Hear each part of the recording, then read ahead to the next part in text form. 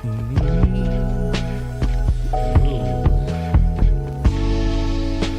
here we are.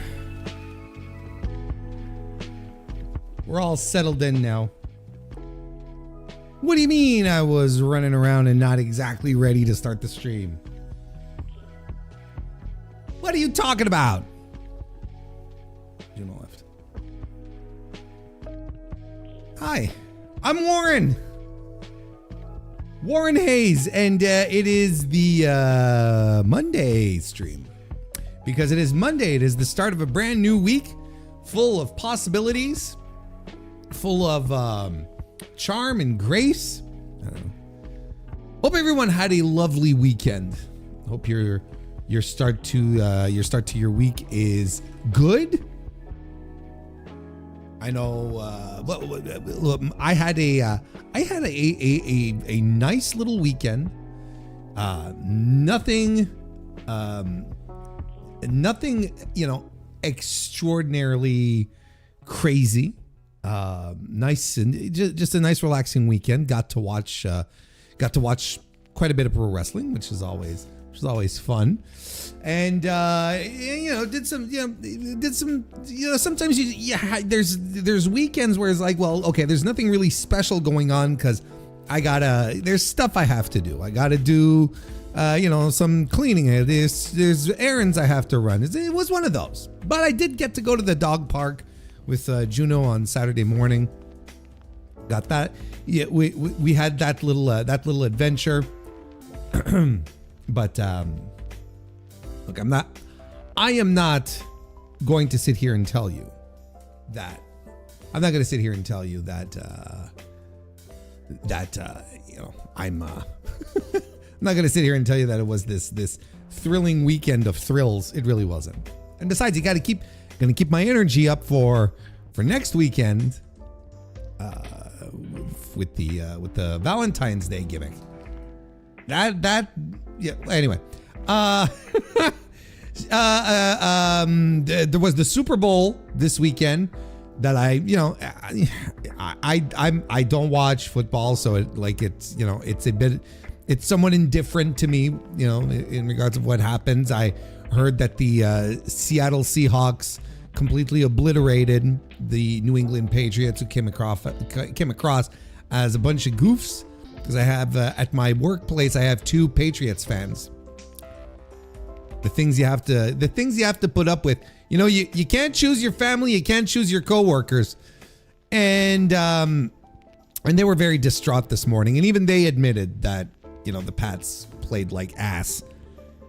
And pretty much just like everyone else in the world, it sure seems like with the way the ratings are being, anyway, the viewership, I should say, that's being touted.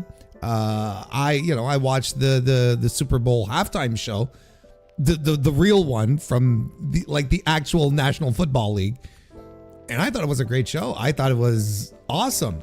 I really, really thought it was absolutely awesome. I don't know who. I honestly think that you have to be either completely assimilated onto the other side and be so entrenched into ideologies or be completely a sociopath to not look at that and objectively say, hey, you know what, this was a good time.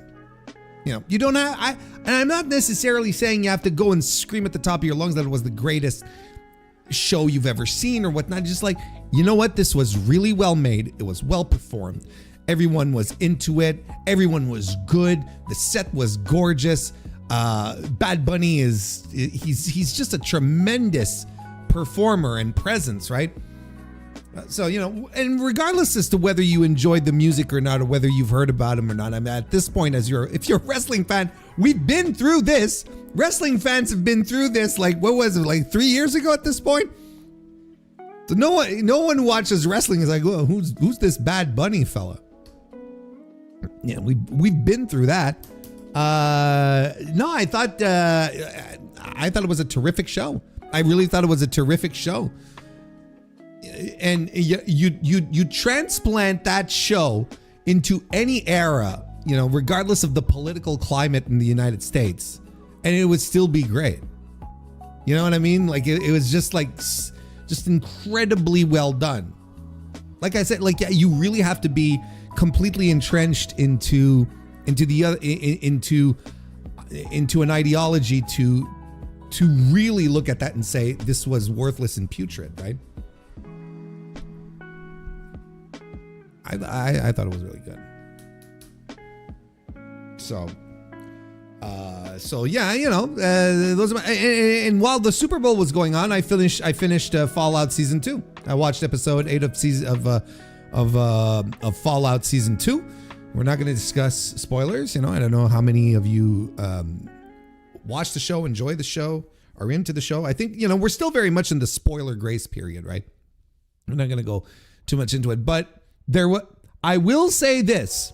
There was one moment in the finale that legitimately gave me a chill.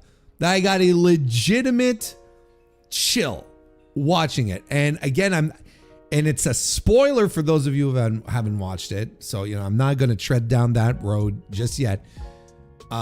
If you've seen it, there's a very good chance you know what I'm talking about, because I feel like pretty much every Fallout fan, specifically every Fallout New Vegas fan, will go, oh, I got to chill. I was like, that fucking rules.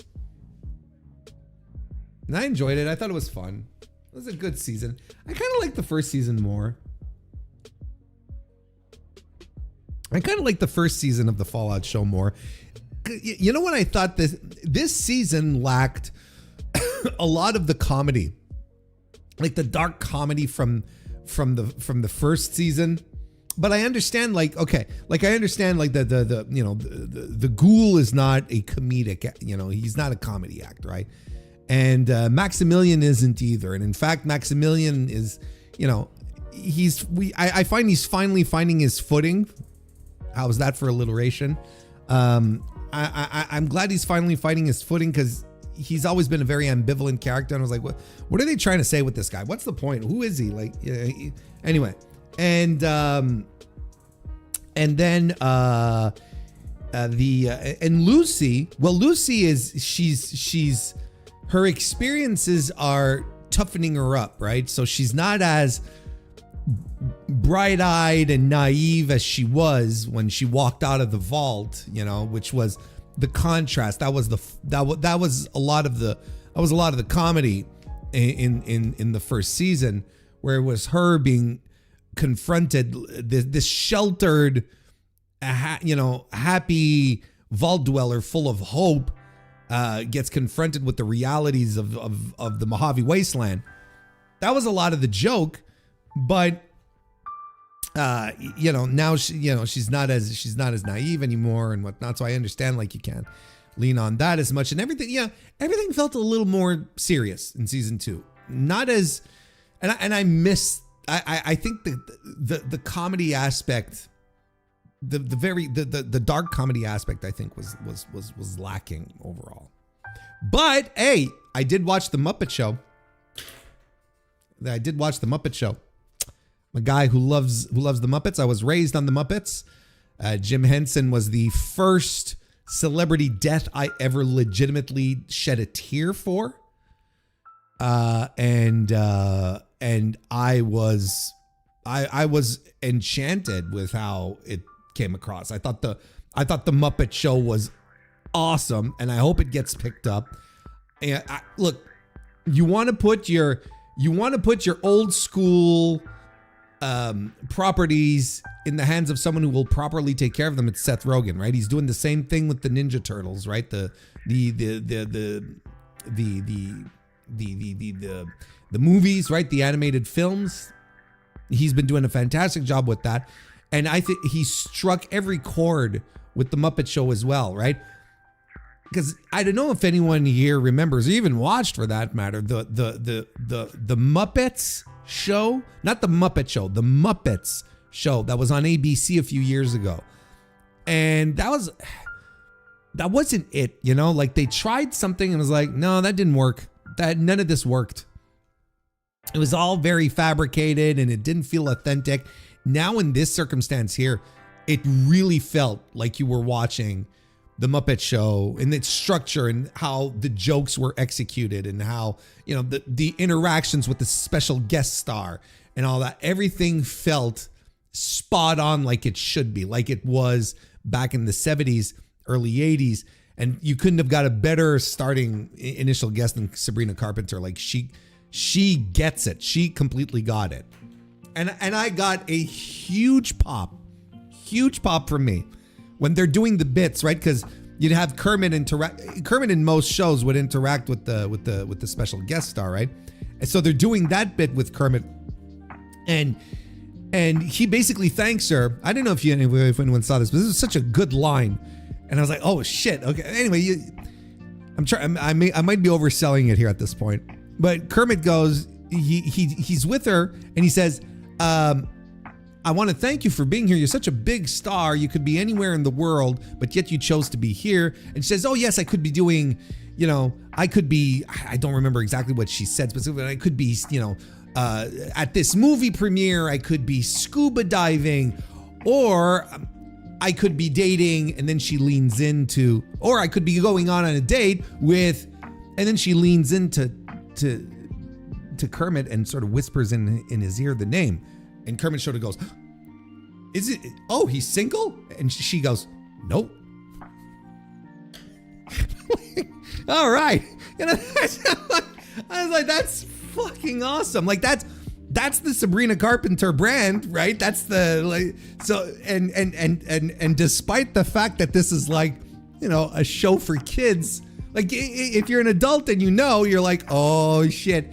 If you're a kid, like a young child, this just like goes 10 feet over your head, you know, but that was such a good line. I was like, okay, you know, we're staying up with, we're staying relevant to the times too. And I appreciate that. I thought that was good. Anyway, that's the long and short of it for Warren's exciting weekend. There's all anyway. I had a nice time, and it was I just had a nice time. What more do you want? Doesn't, like I said, not, you know, it was a weekend of stuff I just had to do, and what do you want? But hey, it's the start of the week, and we've got people jumping in here to say hello, Warren, and wish me well, and so on and so forth, and hopefully we'll hang out here for a while. Such as AEW1, nice to see you.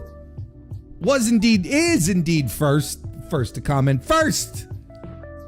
There's some internet classics that just will not go away. Thank you for being here. Also, happens to be a member of the Mr. Warren Hayes Show channel. Thank you very much for that. The Corritry, nice to see you and welcome. Warren, did you age 6 years overnight? I shaved the beard. That's what it is, right? Thank you for being here. Pedro the Fifth, nice to see you and welcome. Fall Sunday is the first day of the week. I mean the work week, Pedro. Thank you for being here. Bad booking, the Pats looked like geeks. True. Well, at least that's what I've been told. I thought it had a bit match feel, yeah, pretty much. Meggy Okeda, nice to see you. Welcome, Meggy. Member of the channel on top of that.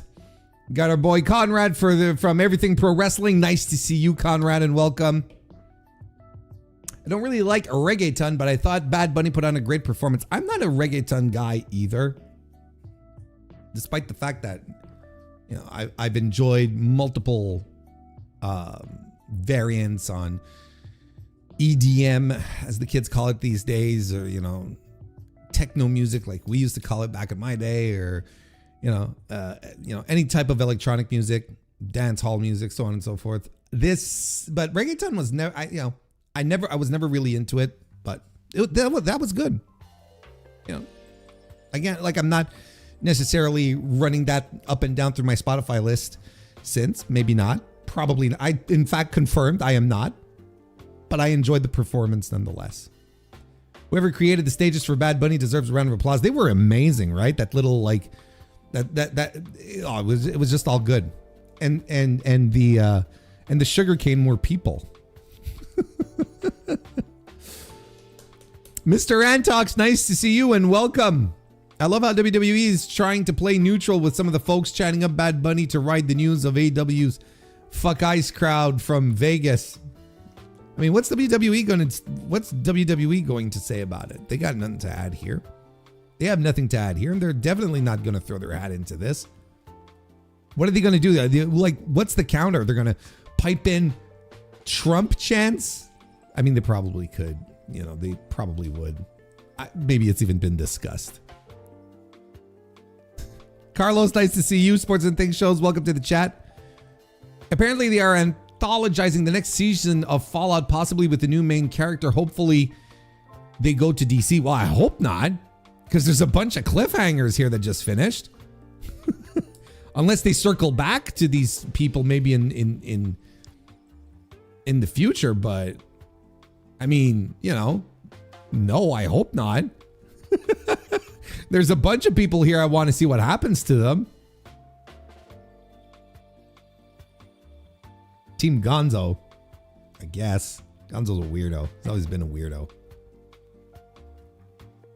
Did a ton of trailers and ads for Mutant Mayhem. It's a great movie. Saw that in the film theater. Did not regret it. That was a lot of fun.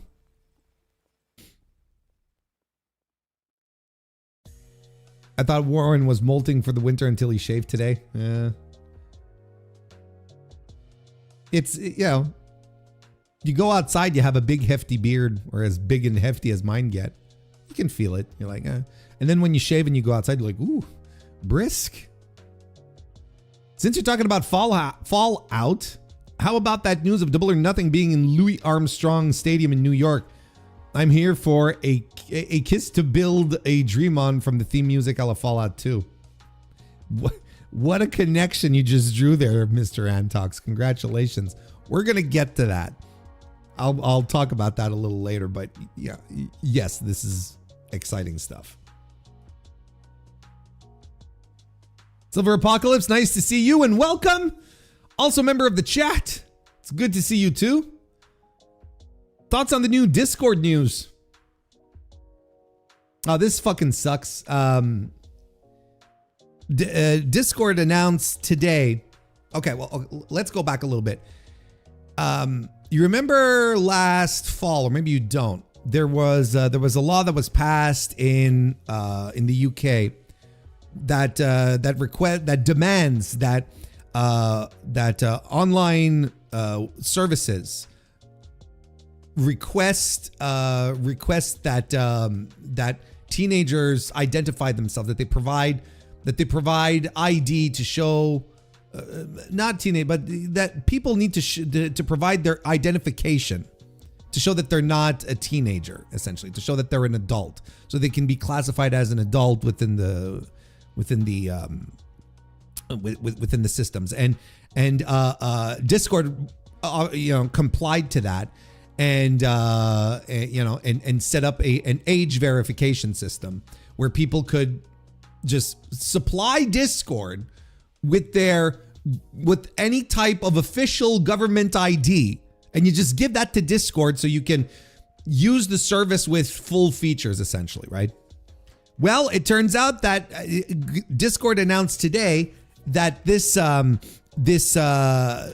age check service is going to be available throughout the world, and it's going to be global. I believe they're starting next week, and so essentially, what they want to do is, okay, if you sign up for Discord, you are automatically assumed to be a teenager. So you have a limited feature set within Discord. So as a teenager, there are things that you cannot use in Discord. One of them being like voice chat, I think, voice chat and stages. There's a few things being set up and whatnot. That there's a few things that exist, but a lot of really popular features are being taken away unless you can provide identification to show that you're an adult. And you can do this either by showing your government ID or by providing a selfie of your face, right? It's just preposterous. It's preposterous. I would think at this point in time, I would really think that at this point in time, people would have an objection to give major tech companies all of their sensitive private information, and not only private information, but their biometrics as well. I would assume that like in 2026, that people would go, oh, wait, no, I don't want to do this.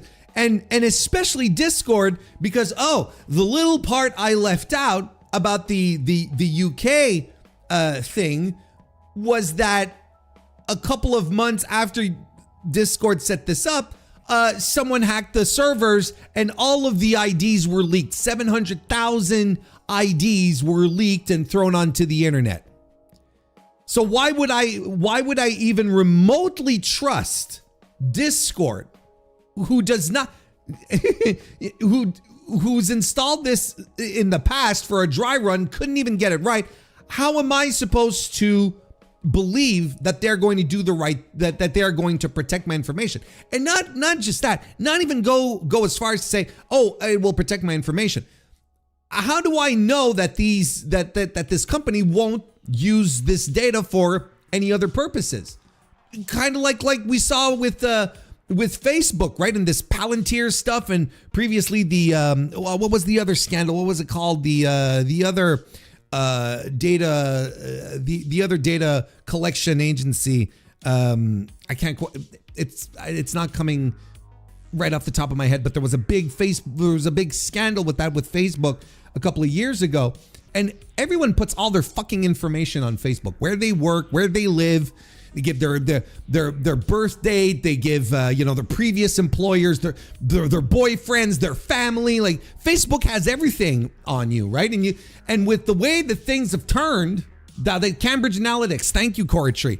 With the way things have gone now, with how Facebook has handled our information and how closely in bed they are with national governments and international governments, I don't know why anyone would trust any fucking tech company with their private information moving forward. I don't understand. Now, I believe that by the end of the week, Discord is going to do an about face on this. They're going to switch things up, because it's creating a huge deal. It's creating a huge deal. Like, there is no way in hell that I am giving Discord a picture of my face and authorizing them to use it, because they use a third party. It's not Discord themselves that do the authentication. They use a third party for this type of security. So I'm authorizing Discord to use my data that I'm using to authenticate myself, and I don't trust them. I don't trust them as far as I can throw them. I don't even trust my government with my tax information. You know what I mean? And that, like, I actually pay them for that, but I don't even trust them for that. Why would I do that? That shit is preposterous. And again, like, you know how it's always framed? It's always every time they come after us to control our privacy, to keep an eye on us, right? Every fucking time, it is always under the guise of, we have to protect the children. It's always the same fucking thing, folks. Every time, it's always, oh, but this is for the children. We have to protect our children, and so on and so forth. It is not the company's responsibility to do this. It is the parents' responsibility to look after their children, what they're doing online, and be parents. I did with my kids. And yeah, you know what? It requires a little bit of effort. It requires a little bit of time. You need to get into things and maybe keep up on things that you usually don't. But you know what? It's your goddamn kids. It's your goddamn kids. You should be invested in what your kids are into what they're doing. You should be keeping an eye on it. And I have always, and my kids can attest to this, I have never been a parental controls type of guy. I like, to me, that kind of shit, it just gets to me. You know, hairs on the back of my neck raise and whatnot. I don't do that. I don't do it like, I was more like, hey, show me what you're into. Let's do this. And then I teach them. I just show them. Like, it's like, think about what you do then. Think about this. Think about that. It's like, is this a good idea? Maybe this is not a good idea. You should avoid this. Why, Dad? Well, because of this reason, so on and so forth, right? Oh, you want to play an M-rated game, son? Okay. You want to play an M-rated game on the PlayStation? All right. Well, this is what do you know what you're getting into? Do you think you're ready? And there was my oldest son. What was the game he really wanted to play? And I kept telling him year after year, you're not ready to play this game. You're too young to play the game. You're just too young. And at some point I let him play. And I'm trying to remember what it was. Was it Red Dead Redemption? I think it was Red Dead Redemption. That would make sense in the time frame. I think it might have been Red Dead Redemption. The first one, of course.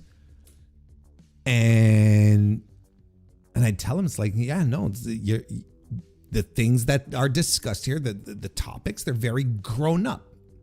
You're not ready for this kind of stuff yet, right? Anyway, I'm very disappointed.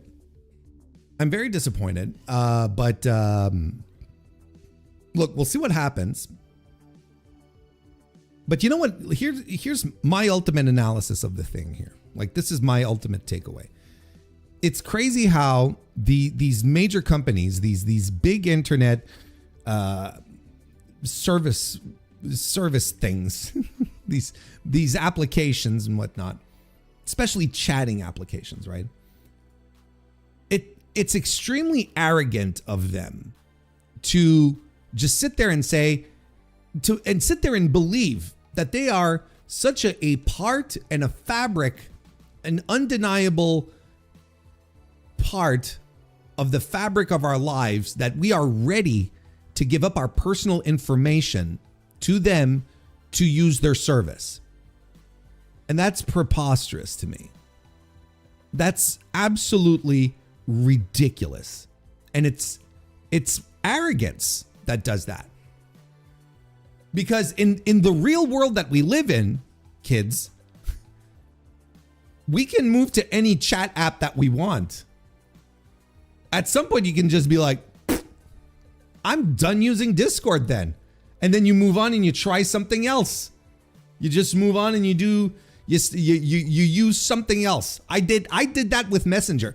Facebook, I completely cut off Facebook from my life, right? And when I decided to shut down Messenger, I was mostly only keeping Messenger because I had a ton of friends there who were always using Messenger. But at some point, I just wrote to all of my main contacts, all of the people that I would keep up with regularly on Facebook via Messenger, and I tell them, I'm dropping, I'm not using Messenger anymore. You have my number, so if you want to text me, you can, but I'm not using Messenger anymore. Otherwise, I'm going to be on Signal, because I use Signal then. And why do I use Signal? Well, because it's a nonprofit organization that has a very solidly built chat protocol that is secure, that doesn't fuck around, and will not sell you out to the highest bidder here. I think right now, when it comes to huge tech, I think we're reaching a saturation point where we're going to see more and more stuff like Blue Sky show up, where we're going to get like more like grassroots / bootstrap setups that are going to just exist on the alternate side of things. I'm not necessarily saying we'll overtake, Facebook or Instagram or anything like that, but you'll get some alternatives that will be created on the side and that people will use until they get too big and start making bad decisions, and then people will move on. And I think that's a sane way, I think, of using communication apps, social media. Instead of being attached to a thing, just move on. Oh, but all your friends are here. I don't know. If they're really my friends, I'll be able to reach them somewhere else. And that's fine, because that's reality. That's just, we're not bound by apps. Apps are facilitators. They're just supposed to make us get into into contact with other people easier. They're not supposed to be the means and the only means. It's ridiculous. So we'll see what goes on with Discord over the next few. I'm not necessarily at all enchanted by the decisions that were made from the good people at Discord. I actually hate them. The decisions. I think they're bad decisions.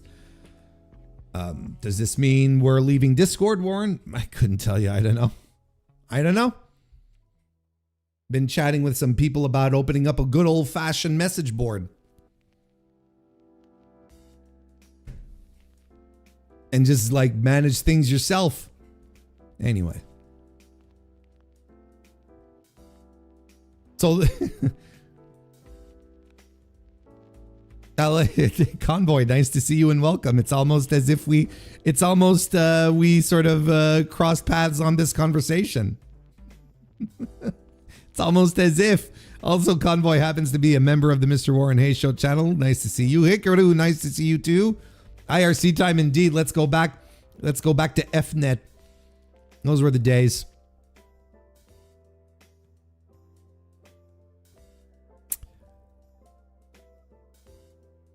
They also found out this week that Waymo AI is a lot of time driven by people, unlicensed people in the Philippines. I heard about that.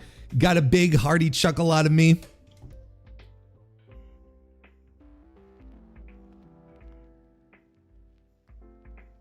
Everything's rotten. Everything is rotten.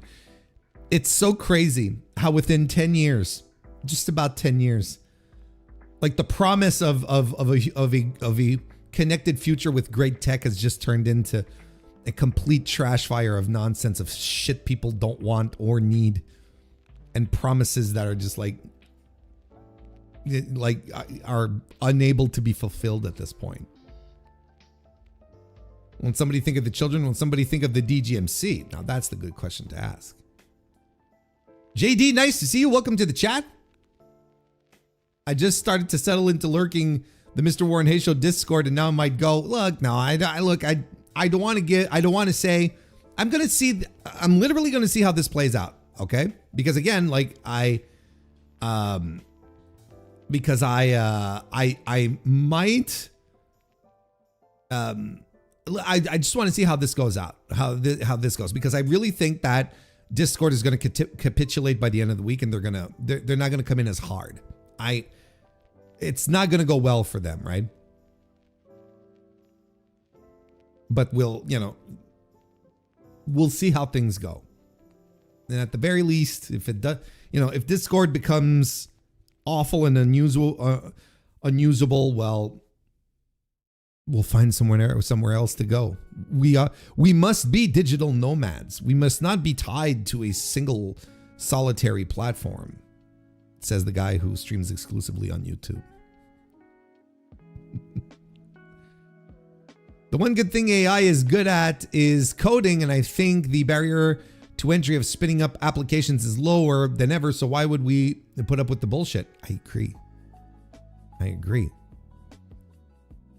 Like in another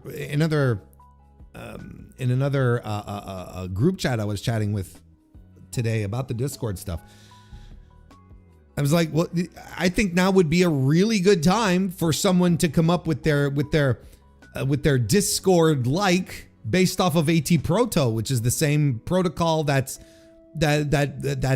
same decentralized protocol that Blue Sky is based on. And then you set up your Discord clone over there on that protocol, and I think it'd catch on.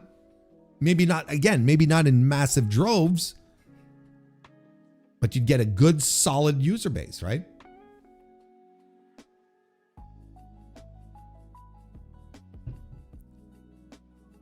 I miss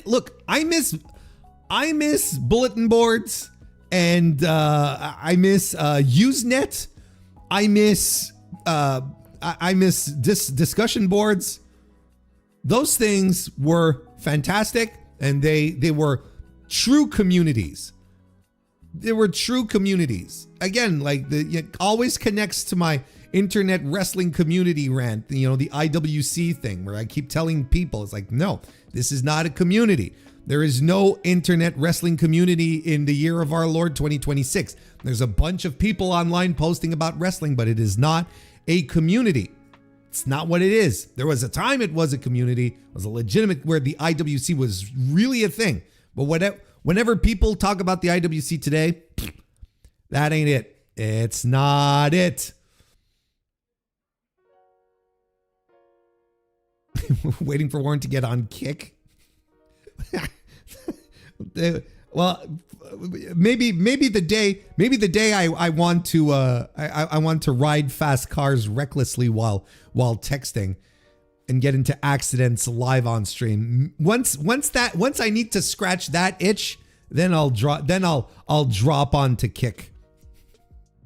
Funnily enough, funny you should say that, but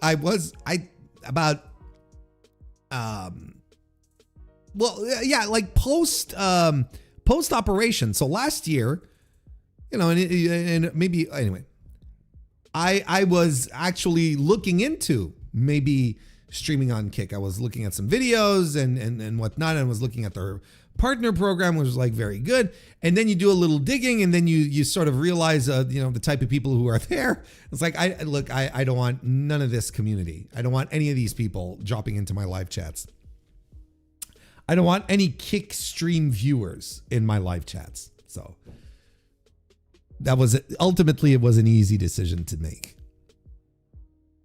I like Wrestle Sky because it gets kind of sort of like the old BB days, but it's not the same or good. Yeah, the bulletin boards, man, it was special. And look, it's really a thing where it's like, because people will be, when I talk about it to people today who never experienced like the message boards and the BBS systems and all that, it's like I try to tell them how special it was, and it just comes across as, oh, so you're posting on the internet. Yeah, but it's not the same. The vibe was not the same. Nothing was the same. It really wasn't. Canadian Kick superstars are just slightly annoying compared to US Kick superstars. Isn't that that one kid? What's his name? The kid, the reference that I was making there, the kid who crashed like a Bentley or something. Like he was driving crazily down a highway in the pours of rain, and he hydroplaned and he completely trashed his car. Jack Dorsey? Is it? Yeah, I think you're right? Little fucking punk. Then he gets out of the car and he keeps filming because these fucking streamers are just, anyway. He's pretty annoying. I'm pretty sure he's not Canadian. Like, he's very annoying. And I know he used to do pranks. He'd do pranks, right? He'd harass people in public, just be a public nuisance. But then he'd have like this 250-pound, 6'5" black bodyguard following him around, like this huge dude. So whenever like he'd go mess with a guy, he'd go hide behind his bodyguard, and then no one wants to mess with the fucking, bull that's right there, right? Made his cameraman film him while he was breathing profusely. We know, okay, so we know who we're talking about here. This guy, by the way, how you doing, Johnny? Welcome to the chat, member of the channel, etc. It's nice to see you. Like those are the type of people who do the thing on Kick. And then Kick, isn't it like, then it's owned by Stake, I believe, big gambling outfit, online gambling outfit, and I'm not into that. I have moral quandaries when it comes to online gambling and whatnot. And I know like these are big sponsorships and whatnot, and but I know a lot of people make a lot of money off of them, but I don't know. There's something I don't like about all the proliferation of sports betting online over the past couple of days, over the last couple of years, and suddenly you don't hear any more about NFTs, but everyone's into sports betting. Like people do sport, I don't know. It all feels dirty and smelly to me. I'm not into it. There's something stinky about it. DGMC, nice to see you. Speak his name and he will appear, apparently. Member of the MrWarrenHayes Show channel. Hello, and how are you? Woke up from a nap, of course you did, and are here for the Tony Mamaluke watch party. Wow, that actually sounds fun. That actually sounds fun. It's like that time we did the who was it? I'm drawing a blank. We did a watch party about a couple of years ago, right? On when I used to do the Going Broadway member only streams. We did who was it? Like the big fucking strong guy in the WWF back in the 80s, and that was kind of fun. But then I got completely struck down by WWE because they're bastards.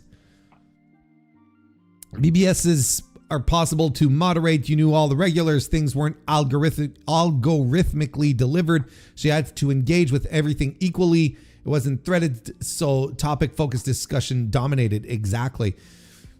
And the lack of algorithm, like on Blue Sky, is sort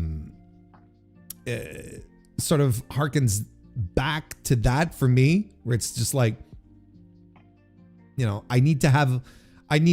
have a feed for the people that I'm mutuals with so I can see what they're talking about, right? And that I like, as opposed to having things be curated for me by people, whose opinions I don't necessarily trust or care about. I was saying a while back with the gambling ads, how long before they go away like tobacco commercials and the toning down of alcohol commercials? Not as long as people in power are making a lot of money off of them, whether it's directly or indirectly via kickbacks or donations and whatnot. And as it stands right now, it's very, very popular. If you listen to male influencers online, they will tell you that betting is a very manly thing to do. If you're not a man's man if you don't gamble with your money. And that being said, I don't necessarily have a problem with people who do it. I have friends, who throw a few bucks here and there on games and whatnot. I don't have a problem with that. It's the systems. It's the sudden proliferation of all these gambling apps that has me going, That's what has me wondering about the ethics of it. Gambling is gambling. Gambling has been around, forever. Essentially, it's been around forever. People say you've all heard the expression about the oldest the oldest profession in the world, right? Well, bookie is the second oldest profession in the world.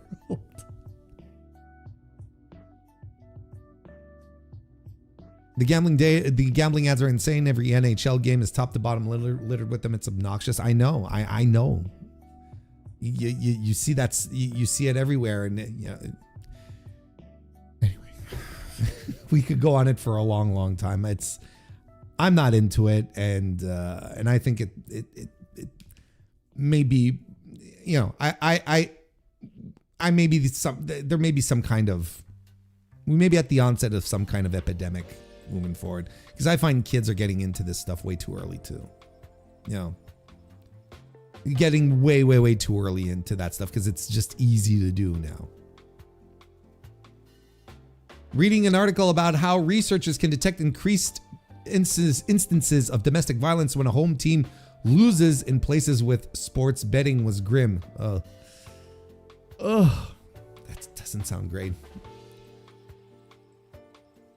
Warren is the only male influencer I pay attention to. That's the most insulting thing you have ever called me in my entire life. In the entire in the entirety of all the 5 or 6 years we've known each other. Gambling surely has to be the world's oldest vice. I think there's one that might be just a little older. One that might be just a little older. Just a wee bit older. Eat shit, DGMC. But I hope you eat good shit.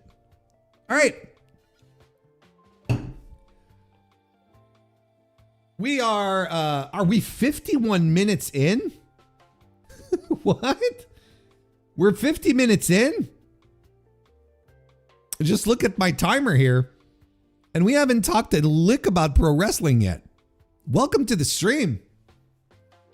So, well, let's start by talking about what Mr. Warren Hayes does in regards to pro wrestling and pro wrestling content. Well, I don't pro wrestle to begin with, so that's one thing. Second of all, look, there's stuff available for you to watch. Maybe not right now because you're watching the live stream and we can keep it like that for a while. But there is the Mr. Warren Hayes show that is going to be released in a couple of days. So that will be available very, very soon on Wednesday. The Dynamite review that occurred last Thursday is still I think it's still topical. There's stuff that you can still listen to and get insight on, even though we're a few days removed. And there's going to be another Dynamite review this week. They're daily. They're not daily. They're weekly. If Dynamite was daily, maybe. But these, so we've got the review already out there. We've got the Dynamite review coming in on Thursday. So hopefully you stick around. If you're new here to the podcast, to the stream, to all of these shenanigans, subscribe here. Or if you prefer to listen to your podcasts on the typical app providers, well, I'm on all of them. I'm on every single one of them: Apple, Spotify, and the rest. Are there any others left anymore? Yes, I know there are. I'm being facetious. But yeah, I'm on, if you like to do that, and you can go follow me there, and that would be tremendous. And if you're here right now, well, why don't you leave a like on this stream? That would be very, very sweet. And I know most of you have not left a like here. I'm keeping my eye on you. I'm watching the like counter right fucking now. I'm right now. Friendster, I'm pretty sure, is not a podcast application. I don't think it was, and I don't think it is anymore. Sometimes I like to think that if it were still around, that somehow the Mr. Warren Hayes show would end up on Napster, and that would be tremendous. That would be a really cool thing to see happen. But that ship has sailed, hasn't it? So that's the stuff. And right now there is a review of Stardom's Supreme Fight show that happened this weekend, the 15th anniversary Supreme Fight show that happened on Saturday. I did a full review of it. It is available right now. It's recorded, it's taped, and it's available for you. If you're a member of the Mr. Warren Hayes show channel here on YouTube. If not, then you can't access it just yet. But if you want to get in on that action early and for the future as well, for multiple show reviews that I put together and put out, well, you might as well become a member. If you become a member of the Mr. Warren Hayes show channel today, you are going to get my review of New Japan's The New Beginning show, which is happening this Wednesday. And you're going to get it in early access before everyone else does, only to the members. It's released later for all the poors. but if you decide to become a member, join up on the channel, show a little support, you get early access to everything that I record offline before everyone else does. Even the Dynamite review. The Dynamite review is usually available for members of the Mr. Warren Hayes show channel like a couple of hours before it hits the public airwaves. And depending on how busy my day is, it fluctuates. It goes up and down. It's like, so it's good. It's a good deal. You get reviews. You like my reviews, right? Everyone seems to like my reviews. I don't think everyone does, but hey, if you do, that's a good way to show a little support for everything that I do here on the channel. on the podcast. So there you go. I think that covers everything. I think we have everything. I think all my ducks are in a row. So Wednesday, Mr. Warren Hayes show. Thursday, the Dynamite review. Later on in the evening, the Thursday night stream. And right now, you've got the Stardom review. Later this week, you're going to get the New Japan, New Beginning review as well. That covers it for now. We're all good. Tune in for the review to hear Warren talk about how uncomfortable babyface B Priestley makes him. She does make me uncomfortable. There's something not natural about it. I don't think she's cut out to be a babyface, quite frankly. That could be just me. This guy, neither, by the way, is not cut out to be a babyface. I'm Jacques Moliere. Just let me tell you a little bit about myself. That's right. I'm a nunchuck master. And I represent NWA, Mountain State Wrestling. Hoo-yah! We're about to draw Patrick. You can see it.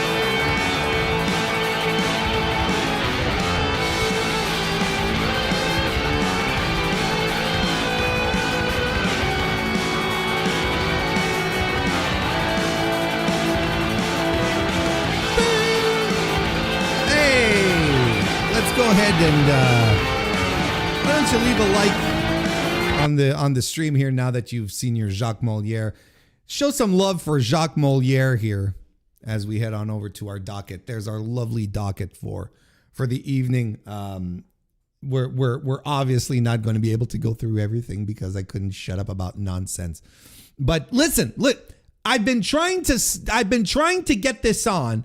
I believe the past 4 streams. And it always gets bumped off, okay? You're like a low-level comedian back on Letterman, you know, when Letterman would have like Don Rickles on, and he'd spend so much time with Don Rickles or Richard Simmons, right?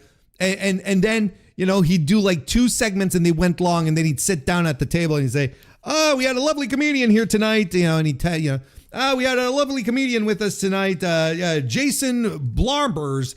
Jason, we're going to have to re-invite you next time because we're out of time here tonight, but we'll have you back very soon. Like, you know, that kind of thing, you know, and when you're starting up on you know, as a stand-up comedian back in the day, you wanted to get on the late night shows. And if you get bumped because, you know, fucking, you know, Richard Simmons wouldn't stop bouncing around wouldn't stop bouncing around the set, you know, and you're like, this kind of sucks. I had my type 5 all ready to go. I'd been rehearsing it all week, you know, kind of thing. Now this is what we have to do. Hey, how you doing, Kristen Ashley, member of the Mr. Warren Hayes Show channel? Hello, darling, welcome.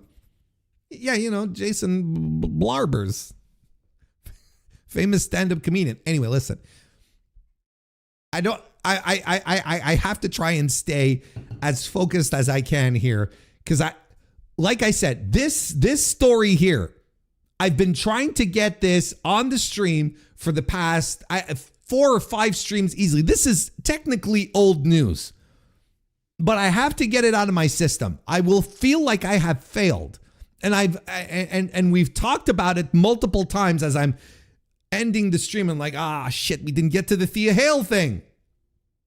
So now we're on the Thea Hale thing. And look, this is January 28th. This is old news now. And we're digging back something technically, which is, you know, it's old. Everything is old news. It's like we don't have anything to say about this anymore. But nonetheless, look, I'm still covering it, damn it. We're still talking about it here. Thea Hale says Matt Bloom told me to lay it in with the senton on Blake Monroe. Now, since it happened like eons ago, in case you don't remember, Thea Hale accidentally won the Women's North American Championship on NXT after delivering a springboard senton onto Blake Monroe, aka Mariah May. She landed so hard with the senton on Blake Monroe that it knocked Blake Monroe loopy, and she couldn't make it. She couldn't make the kick out on the 3 or avoid the 3 and kick out, I should say, forcing the referee to count the full 3 and give an unexpected title win to Thea Hale, who was not supposed to win the title that evening. So, that caused I guess, a level of controversy here on the Mr. Warren Hayes show.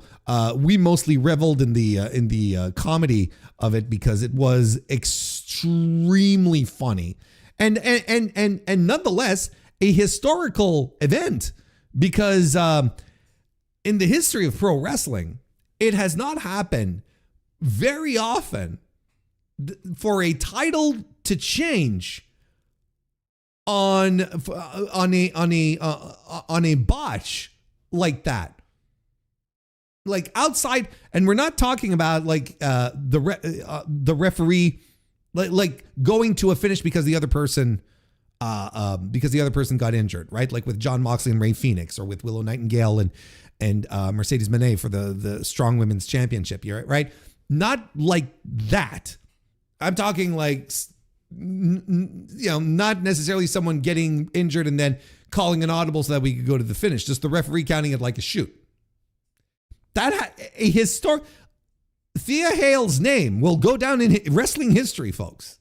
Okay, so a couple of weeks ago, she went on the Busted Open Radio. That's Bubba Ray Dudley's show, and she basically said that she talked to Bubba Ray, as the article here that we're reading from the Figure 4 Online Wrestling Observer website says, that she stayed in character for the most part of the interview, saying WWE PC head coach Matt Bloom, though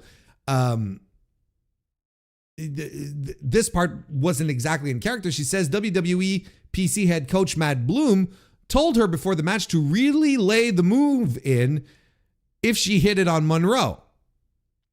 So she was in kayfabe essentially until she started talking about, well, the coach told me to go hard. Here's the quote exactly. All right. The Kimura lock is my finisher, but I got some advice prior to the match, and they were like, if you hit that senton, you got to lay it in. You've got to hit that senton. And I was like, Matt Bloom is probably one of the most insane, influential coaches in my career. And and he's one of those people that is like, Thea, you're little, you got to hit him. And I'm like, all right, I'm going to hit him. Hale also said she plans to put over the Boing now that she won a championship with it. What is the Boing? Well, the Boing is the springboard senton, folks. That's what she's calling it. The Boing. The Boing.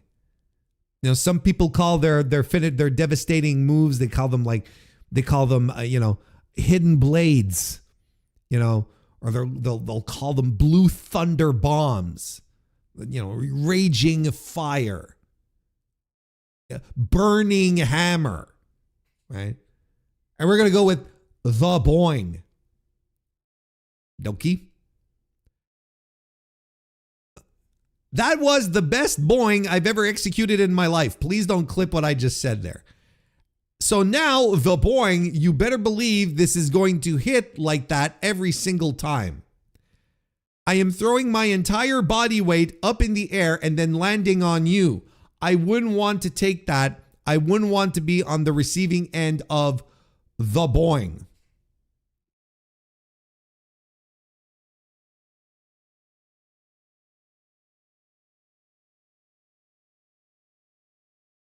We are all much worse now after having read about the Boing and how much we need to lay in the Boing.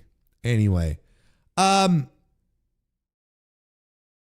so essentially, look, I wanted to bring this up. There's not much to analyze here, right? So what I want to bring up here is that Thea Hale basically hit the circuit, right, and started saying, hey, I didn't necessarily want to hurt Mariah or fucking Blake, I didn't necessarily want to hurt her. The coach told me, you gotta lay it in, right? And honestly, if she's absolutely listening to her coach like she did, well, I mean, there's no other way to lay in a senton other than just landing with the full of your body as opposed to the upper back. Because you'll notice most sentons, when they hit, right, it's the upper back when they're done properly that lands upon the opponent because it doesn't hurt as much. But if anyone comes crashing on you and they're like using the small of their back, that's going to fucking hurt because you're getting a full weight on that. Plus, it'll probably hurt the person who's delivering the senton as well because, you know, that kind of impact on your lower back. I would say my chiropractor would not advise me to do that. If I had a chiropractor, that being said, I have a cousin who's a chiropractor though. I could probably call him and ask. I won't ask him. He's got better things to do than listen to his dopey cousin ask him questions regarding his fucking pro wrestling podcast. What the fuck? Anyway, so like there was even some damage, some heat had to be taken off of Thea, right? And this, look, just because we all really understand how WWE works, right? Like to a degree, this was all agreed to, right? Like Matt Bloom probably went like, hey, you know what? Go tell them this and I'll take the heat off of you. You know, I don't give a shit. I'm a coach. I got a great job here. I'm fine. You're a talent, you know, so on and so forth. Because you'll remember when we did watch the spot, because we watched the spot and we had a good, we were highly entertained with the segment. You know, I pointed out myself, it's like, look, she just landed with the full force of her back, with her entire back onto Blake Monroe. Monroe just, I said it, it's like, I wouldn't be surprised if she got the wind knocked out of her. She maybe got her bell rung a little bit. Got a little confused and couldn't make the 3 count because she was a little loopy. And turns out it was right. Wouldn't be the first time it was right. Just add that to the board. Still, let's make another notch, right? So yes, this was the story we were waiting for for weeks on end. This is it. This is what I want to, because look, she's basically deflecting the blame onto Matt Bloom. There was still damage control that had to be done after all of the Blake Monroe mess. They had to go out and say, well, listen, you have to go out there and Matt Bloom can take the heat. So there you go. That was it. Yes, I know. Disappointing, right? It had just reached a level where whatever was going to happen, whatever happened within the story is, excuse me, is what I mean. Whatever happened in the story wouldn't live up to the expectations. I drew this one out too far. So it's entirely my fault, but I did want to see this through. I absolutely had to see this one through. That could not leave that there for, you know, and just like, and then, you know, just not address it. That would have, I think that would have been worse, frankly. I had to do the botch because I was told is incredible. Exactly. It doesn't make her seem less bad, just makes Matt Bloom also seem stupid. We're throwing the heat onto Matt Bloom. That's the thing. But yes, it's like Pedro said, it failed successfully. They got what they wanted. The boing now is the most feared move in professional wrestling. You have to, whenever you fight Thea Hale, you have to find your counters for the boing. The boing. Jesus Christ, people. I don't know. There's no way Thea Hale ever goes up to main roster, right? How does this girl go? look, I say that, okay? But they've got Maxine Dupree up there too. So what goes to show how much I fucking know, right? The Boeing should be protected like the one-winged angel. It's like, should be like the Tiger Driver 96. What was the one? What's the one that Will Ospreay uses? The one that he didn't want to use on that he used on Bryan Danielson. Tiger Driver 91. Tiger Driver 91. I can't remember. I think the Tiger Driver 96 is wasn't that it was Tyler Bates, right? Tyler Bate. Wasn't it the Tiger Driver 96?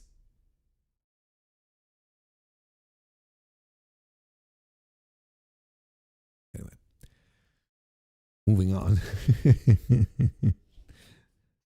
By the way, thank you everyone for being here, right? It is lovely to have you all tonight once again.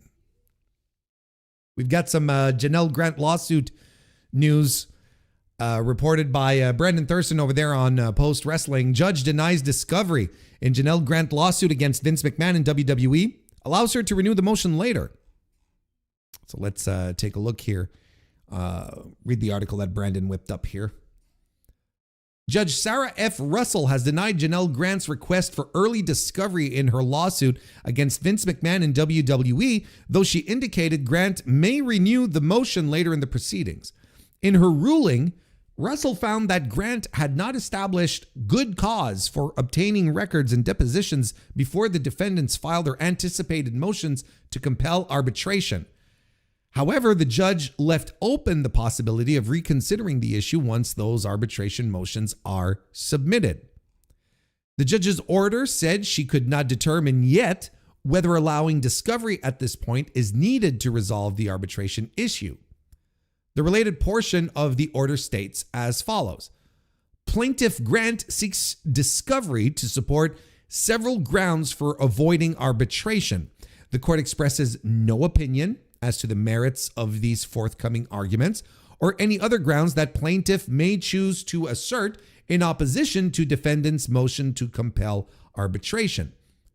But the court has determined that it cannot evaluate from the current record whether discovery from defendants is required to resolve the applicability of defense plaintiff may raise to arbitration. Thus, plaintiff has not met her burden to show good cause for taking discovery before responding to defendant's motions to compel arbitration.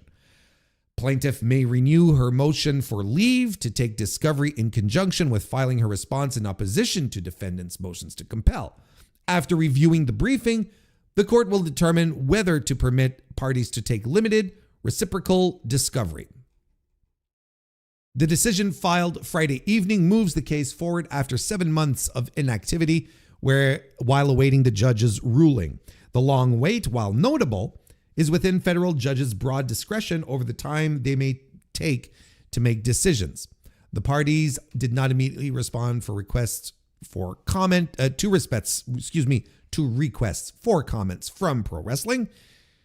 And of course, Grant is a former WWE paralegal who alleges she was sex trafficked and sexually assaulted by McMahon during her time at the company, allegations that McMahon denies. Grant claims that WWE was negligent in allowing the alleged abuse. The lawsuit was initially filed in January 2024 and led to McMahon's resignation from all roles at WWE and TKO. Okay. So what does all of that mean exactly? What is the what exactly happened here essentially? So essentially from what I understand, and again, like I'm no super duper legal expert, but from what I have been able to from what I understand, and from again talking with people and asking some questions, the plaintiffs, Grant essentially would want to have access to discovery before filing motions to compel arbitration or not, right? Because if you remember, the length that we're going through here is essentially to determine whether or not this case will be settled in arbitration as per the NDA agreement. That's redundant, but as per the NDA, versus going to court, which is something that Janelle Grant wants to see happen, but is not exactly, but wasn't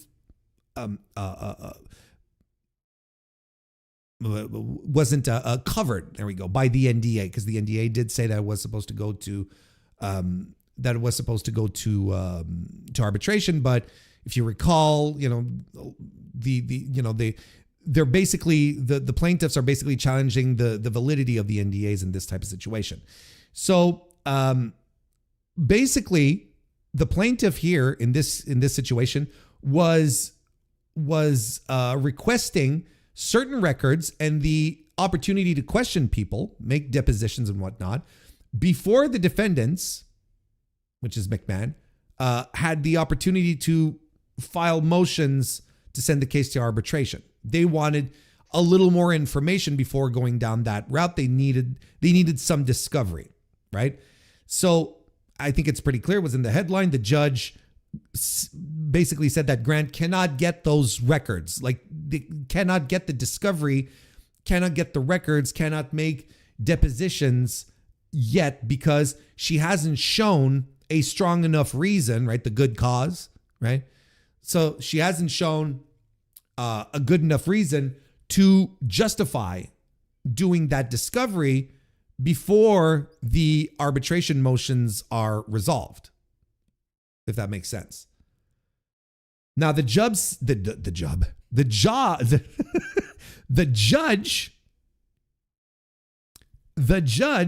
said she might allow some limited discovery and some mutual discovery later, right? So if she gets access to some records and is allowed to get some depositions, well, then the defendants should have that same opportunity as well.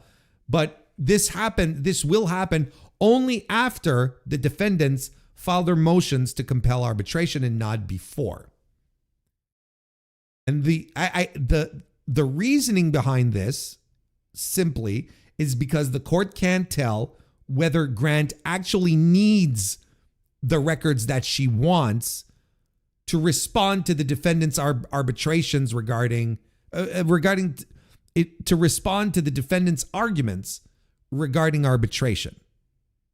That's the thing. Like the Grant's people haven't demonstrated a solid enough case for the judge to say, yeah, okay, I see why you may want this before the arbitration filings are made. So since Grant hasn't proven that she needs the information right now, the request for early discovery is denied. And Grant can try again. The judge said this, right? Grant can try again, but she has to do it when she files her response against the arbitration motions. So it's procedural stuff at this point, right?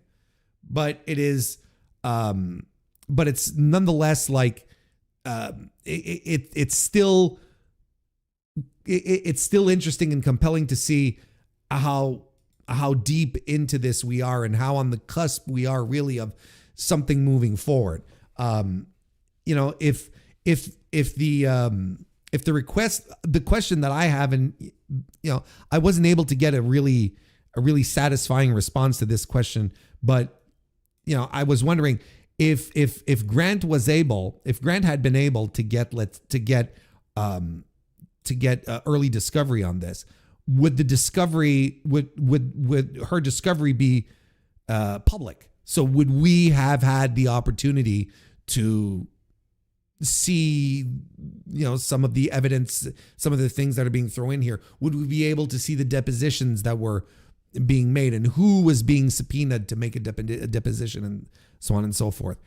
And it wasn't very clear. Like nobody, like at least in the people that I asked, were like, well, it depends. Well, I don't know. Well, I'm not sure. So it's like, all right. Because, I don't know if this would have opened up a door for us to see like stuff that we really needed, that we would have waited for discovery in a trial situation, right?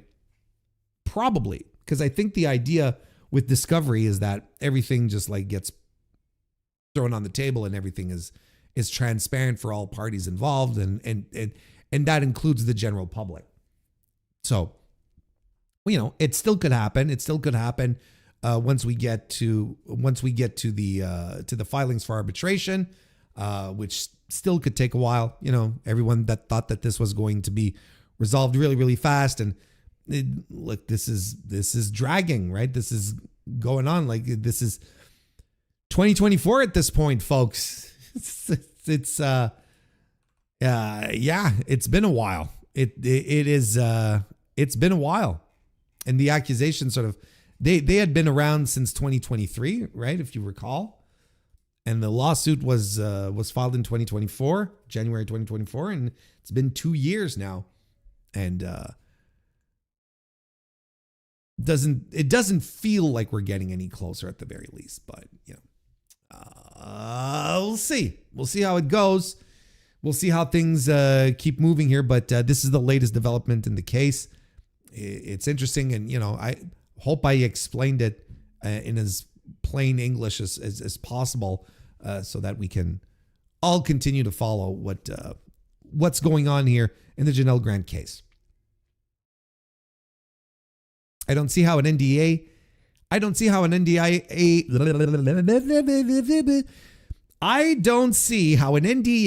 crimes are committed, can be held to any legal standard. That's essentially what I believe. That's what Grant is banking on. That's the thing. That's why they're trying to get the NDAs thrown out. But look, it's very legal and it's very tricky. Just seems to me it's going to be thrown into arbitration, and Grant will end up getting, I think I heard $3 million, the $3 million she never got from Vince. And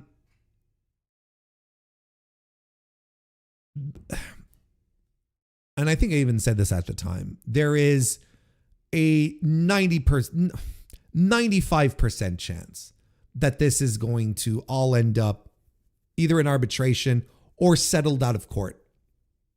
There's a very, very fair chance that this is going to happen, that this is the way it's going to go, right?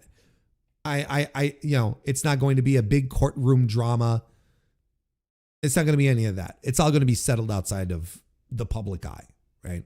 So whatever ends up happening, whatever the results are going to be, we're never going to hear about it. We're never going to see or hear, most of the details, and that'll be that.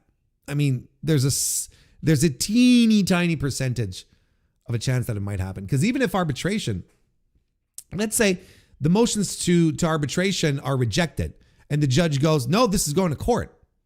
Well, it can still be settled outside of court. And that's still something that can happen, right? So,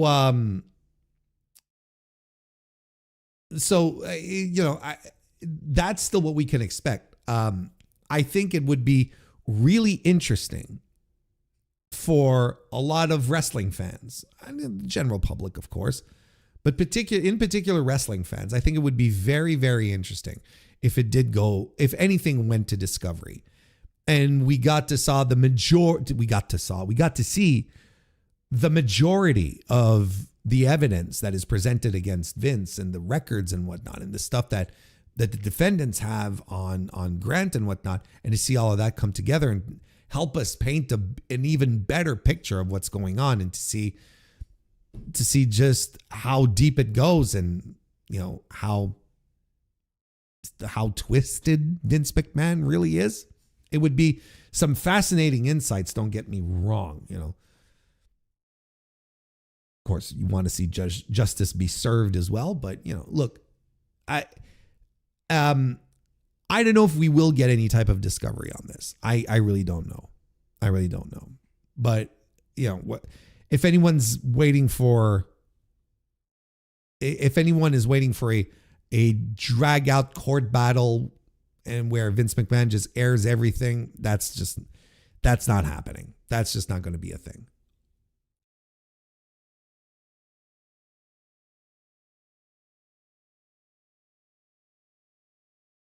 The more in the public sphere this drags on, the more inclined for a settlement. Yeah, pretty much. Cola the Lodger, nice to see you, pal. Welcome to the chat. I wonder if it's a tactic on the part of the defense to let Vince's team know they are laser focused on getting to Discovery, which we know WWE and TKO do not want. When you mean on the defense, you mean the plaintiffs? Because Vince is the defense. I think that's what you meant, right? Probably. I mean, that's the tactic. That's what makes the most sense, right? Vince does not want to be dragged into the mud in this, and WWE doesn't want the really awful stuff. WWE really doesn't want the really awful stuff to get out there. So, look at Laurinaitis bailed. Laurinaitis hit the bricks. So he's like, no, I'm going to settle. I'm going to settle privately and get this out of the way. And I'll probably, he probably end up being an informant, right? He probably, he's probably got some stuff that he's all got lined up for Vince. Like right now, it's just a legal waiting game, right? It's just procedure, and they're going to take their time, and they're going to do everything that they can to make things just be long and costly, right? Because that's also an advantage that people like Vince McMahon and TKO have over someone like Janelle, where Janelle has absolutely limited funds, unless she has someone bankrolling her, which we don't know, which is possible. Look at what happened with Hulk Hogan and Gawker, right? I'm not saying that's exactly what's happening. I'm just saying it's possible. It's possible. But the waiting game, the expenses, that's also part of the strategy as well. So I find that there's a lot of, it's a lot of chess going on right now. But this is a very long-winded way of answering Cola's question, who is not dumb. Cola, you're a smart dude. Answering the question, I wonder if this is a tactic on behalf of the plaintiffs. Yes, it absolutely is. Zeroing in on getting the discovery out there, making it making that the focus, so that the defense have to react accordingly. Yes, that's absolutely it. Woman Hates reports Tony Khan funding Janelle Grant's lawsuit. No, don't. No. Thankfully, here's the thing. Thankfully, as opposed to many other people out there, I am way too small to have that kind of shit happen to on, social media and Reddit and all that bullshit. So thankfully, that will never happen. I thought I heard Johnny Ace came back to Vince's side. Oh, geez, we should. This is almost like we're gonna have to do like last season on the Janelle Grant lawsuit case and wrap everything up. No, he did, and then he bailed. He did. Like you'll recall, Johnny Ace, Laurinaitis, at first said when Janelle made filed her lawsuit, he went out and said, "I was a victim too. I was a victim of Vince McMahon and his perverted brain made me do things, so on and so forth," right? Then after that, he joined up with TKO and Vince, and they all became co-defendants. And then it was last year, I can't remember when specifically, but Laurinaitis then, you know what? Nope, I'm done. I'm settling with Grant, and a lot of people assume that he's probably going to be delivering extra documentation, probably some giving some insight as to what Vince and the other defense might have, up their sleeves and whatnot. Like he jumped ship. He jumped ship because he knows he's guilty as hell. he knows, and he was like, okay, I'll just swallow the pill and move on. So they settled privately. So there you go.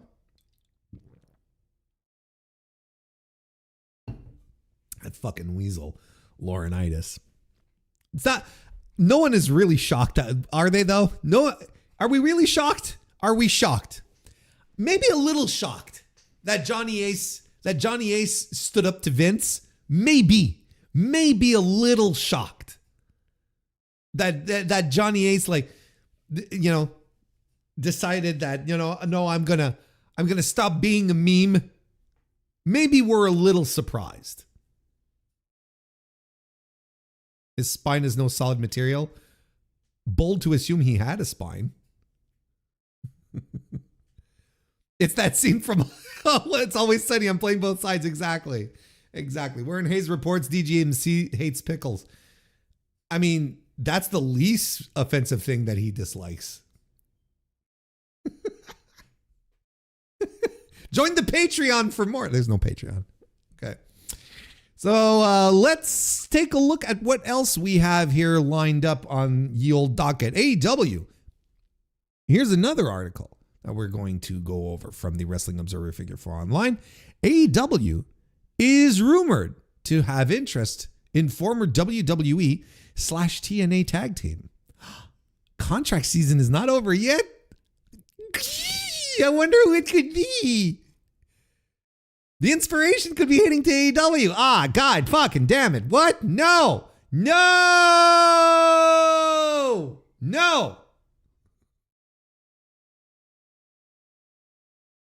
Jessica McKay and Cassie Lee finished up with TNA Wrestling on the promotion's AMC debut show last month. That's such an insane phrase.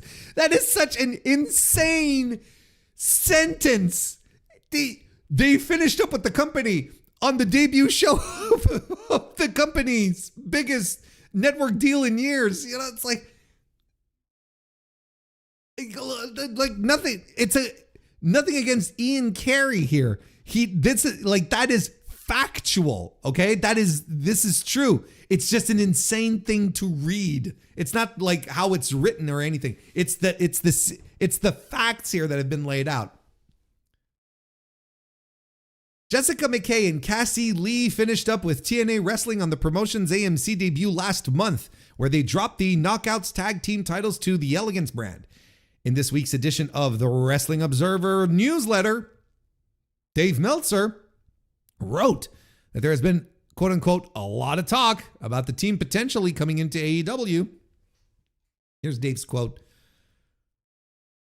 We've heard a lot of talk of the inspiration, Jessica McKay and Cassie Lee coming in, really ever since they left TNA for another opportunity right after losing their tag titles to the Elegance brand on the AMC debut show on January 15. Previously known as Billie Kay and Peyton Royce in WWE as the Iconics, McKay and Lee were with the company from 2015 until they were released as part of the roster cuts following WrestleMania 37 in 2021. The pair debuted for TNA Wrestling later that year before announcing a hiatus from wrestling in April 2022. They returned to TNA in June and went on to regain the Knockouts tag team titles. During their time with the company, they became two-time Knockout tag team champions, in addition to holding the WWE Women's Tag Team titles once during their WWE run. Boris, nice to see you. Welcome to the chat, my friend. We did not talk about it, and I have nothing to say. But okay, maybe look. Give me a second.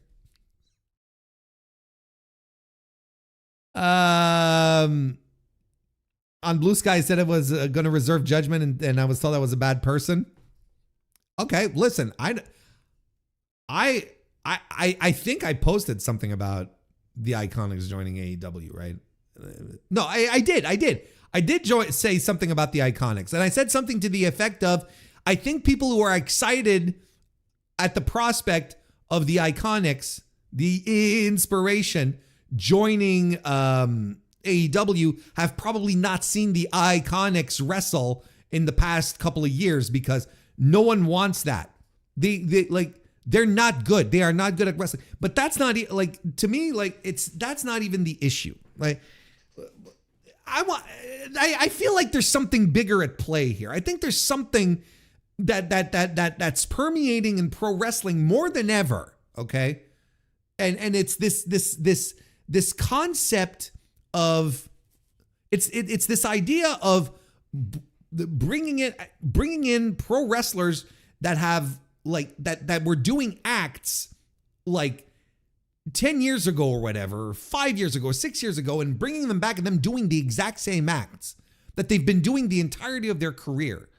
And people getting really excited at the idea of them coming in to do the thing that they have been doing, that they did 10 years ago. I think it was last week on one of the streams where we talked about, when I say we, I mean me, where I talked about how nostalgia in professional wrestling, or it might have been, I don't remember where I talk about these things. It could have been on the Dynamite Review. It all sort of becomes a gray blob at some point. But I did talk about nostalgia, right? I talked about nostalgia, how it's a fairly modern thing. It's fairly modern, right? It's something like over the past, I'd say 15 to 20 years. It's not something that has existed in pro wrestling, not at least when I was young and coming up and watching. I never, ever fucking saw, Ric Flair doing tribute spots to guys that he came up with when he was, wrestling in 1987, right? Same thing with Bruiser Brody or Arn Anderson, or just go down the line. Harley Race, like Roddy Piper, Hogan. None of these guys went around doing tributes to to guys from the 60s or the 50s. No one did that. And then at some point, the nostalgia era really started kicking in, right? Then when we start talking about, about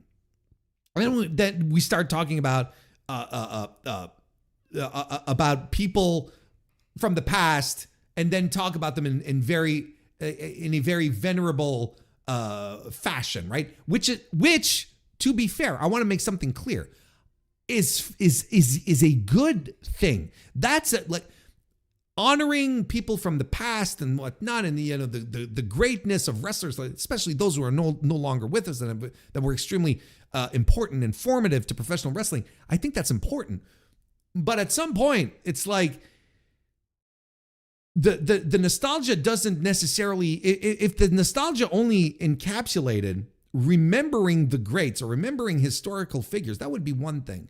But now it's like, hey, remember 10 years ago when this one singular act was so much fun, was so good. Let's bring it back 10 years later. And we're all expected to sort of pop for it and think it and be excited about it, just as if it was like back in the day. And I think ultimately that flavor of nostalgia is a bad thing. And I think it's a detriment to pro wrestling. And there's more and more of this kind of stuff happening. I was very happy that the Rascals got signed to AEW, that they were picked up, and I was like, oh, that's really fun. And then I see them on TV doing the same stoner gimmick that they've been doing all these fucking years, ever since they've been together. And I'm like, okay, it's kind of old now. I'm not necessarily finding this interesting. And it's kind of annoying me, especially the fucking fingers under the chin now. I'm like, okay. And I feel someone has to produce these guys a little tighter and say, don't do it as much, fellas. Okay. Just, you can keep doing it because that's your thing, right? But don't do it as often as you do, right? And I watched the Stardom show this weekend, And for those of you who watch the review, you know exactly what I'm going to talk about. There's a Maki Ito's in Stardom, and she has a match there that is exactly the same Maki Ito match that I've seen. It's the same Maki Ito I have seen since I started watching Maki Ito, who at the time, just about everyone else, I was stunned and excited and compelled by this petite, adorable little Japanese girl who looks, just so innocent and frail, and has the most vulgar potty mouth to ever exist. Like, she can't speak a lick of English, but my oh my, she can hit the profanities like she's a 50-year-old guy who works at the deli counter and is fed up with your shenanigans, So I'm looking at this and I'm like, I've seen this all before. Why am I even interested in looking at this? I've seen this so many times, and there's nothing new, there's nothing fresh. It's exactly the same thing. So when I see people get excited at the idea, the Iconics are going to come in and it's going to be so funny and they're going to do their thing. Has anyone who is clamoring for them to be in AEW seen them in TNA? And I would argue no. And I have seen stuff of them in TNA, and they do the exact same thing they were doing in WWE. The exact same thing, the same poses, the same everything, except their names are different because Peyton Royce and Billy Kay are copyrighted and they're trademarked by WWE. It's always the same thing. Now, granted, okay, you got to be joking me. Was a legitimately funny line from Billy Kay back when she delivered it, that those couples of times where I'm like, okay, that's really funny. The way she delivered it, the sentence itself, and you got to be joking, like, it's funny. I'll give them that. But do I want the Iconics who have been doing the Iconics thing or the inspiration, whatever? Do I want them in 2026 on All Elite Wrestling of all fucking places doing the same WWE gimmick that they were doing years ago? And again, this is another criticism that I have levied upon AEW in the past when they were doing the Undisputed Era reunion, when they brought back when they teamed back together Adam Cole and Roderick Strong and Kyle O'Reilly. I think Bob Fish was gone at that point, or anyway. I was like, why am I jumping up and down for acts that have happened in WWE and that you're just trying to rekindle the magic here, right? I've lived through a promotion who tried to do that back in the 90s, rekindling all of the magic of the things that WWE did, right? With Hulk Hogan and Roddy Piper, and worse, Hulk Hogan and the Ultimate Warrior. WCW did exactly that. Took Vince's things, brought them back in, brought the guys back in, and crossed it, saying, "Yes, we're gonna finish off these stories, these great rivalries." And it's not the same. It's not the same. It's never the same, because it's not the same environment. Because at some point, then people realize why. People sit around and go, this isn't clicking. Why is this not clicking? Why am I not into this? I was into Hulk Hogan and the Ultimate Warrior when they wrestled at WrestleMania 4, I think it was. I was into that. Why am I not into it today? Because it's not because it belongs at another era. It belongs somewhere else in that shape and that form. We don't need to see it again. And it's the same circumstance here.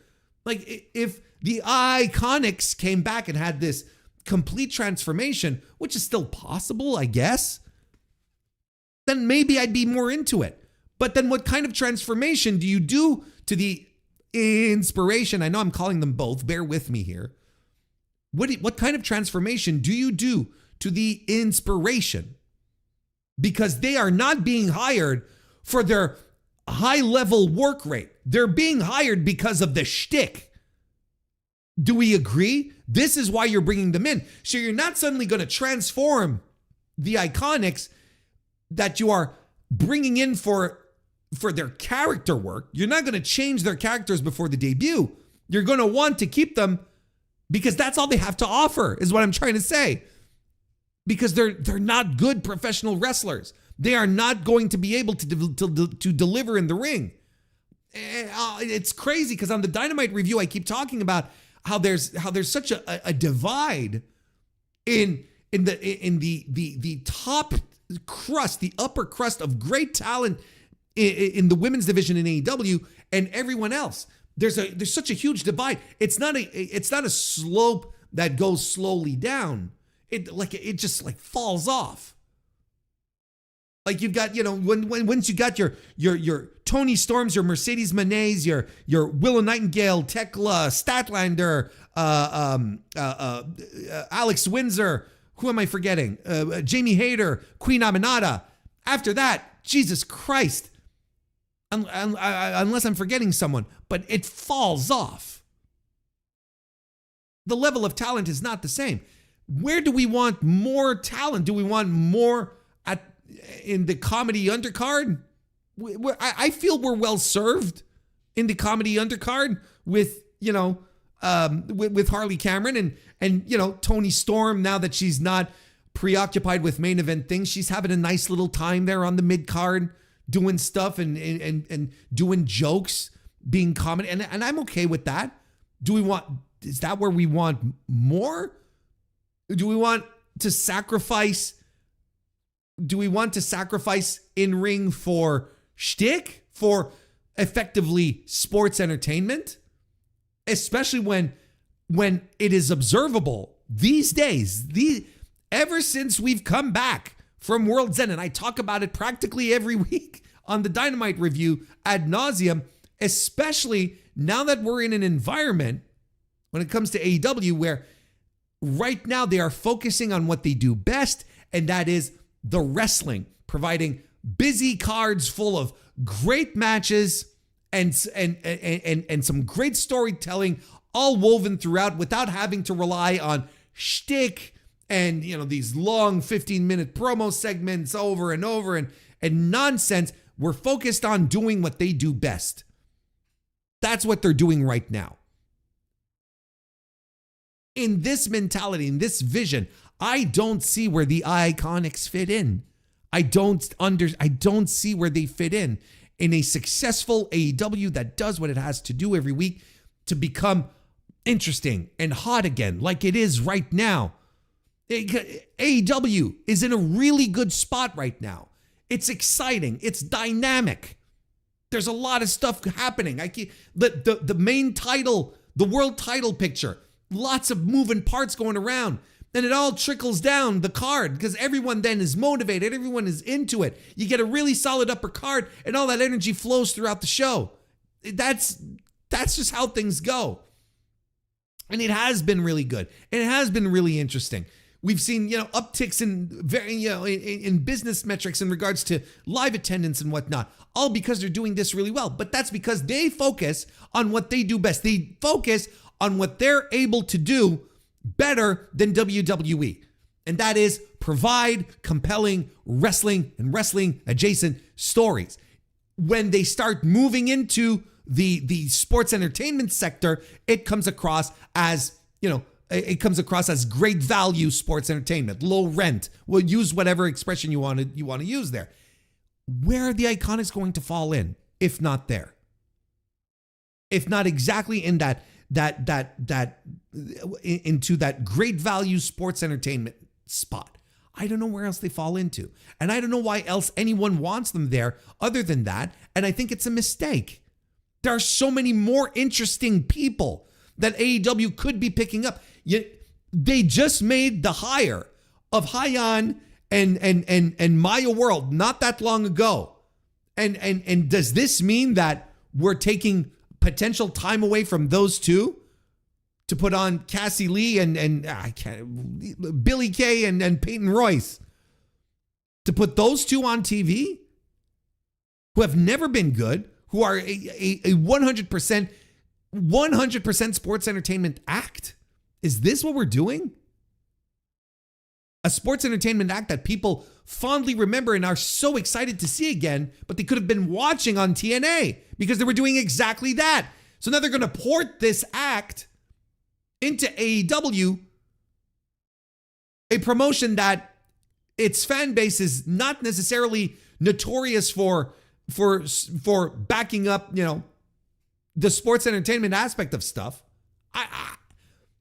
I don't understand. I don't understand what this fascination is with holding, and again, like I'm zeroing very much onto the Iconics of the inspiration because that's the news. That's what's spurring all of this on. But like I said earlier, it feels, I feel like there's a lot of these acts popping up in promotions that just are not rejuvenating themselves. They have nothing new to offer. It's things that happened years ago somewhere else, and we're chasing the dragon. We're trying to recapture the magic. And if anything, wrestling history has shown us that when you try to do that, more often than not, it will fail. The hit rate on these types of situations is very, very, very low. So if the inspiration do end up in AEW and they do end up becoming a big time success, I will eat my hat and I will break down everything that they're doing right, and maybe and maybe every concern that I have here will be thrown into the bin. But in the meantime, I am very anxious about this trend that we're seeing of just, none of these shtick heavy acts or these very, very personality driven acts. How about that? Maybe that's a little friendlier and a little more accurate. These personality driven acts doing the exact same thing for years without any evolution, without any change, without any modification. Just doing the same thing over and over and over and over again. And people thinking that it's good, people excited to see, Billy Kay say, you got to be joking me, and everyone will have a tee-hee-hee. She said, it's going to be a say the line Bart type of situation. And then when it's said, what else is left? Not like the Iconics are. It's not like the Iconics are the jumping bomb angels. They're not the crush gals here. Anyway, glad I got that off my chest. Glad I did that.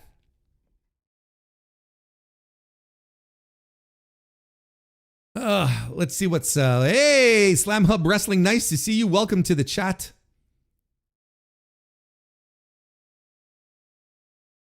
I barely saw them when they were in WWE before I gave up for good. Are they still as terrible? They're not good. They're just not good. They are not good pro wrestlers. Peyton Royce has always been the better of the two, and she's not great. I'm praying that at worst the Iconics have an Australia one-off, but please no. I don't even. Why? Who cares?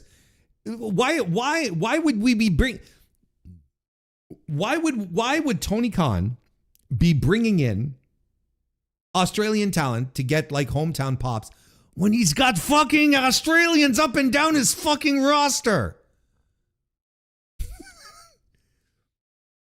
Like two of the biggest stars in his company right now are from that area.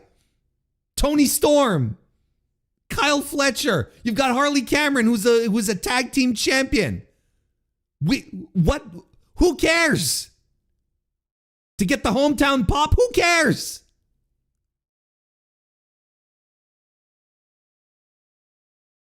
He's got his Australian contingent. If Buddy Matthews was healthy, he'd be there. Like it doesn't even make sense to me, right?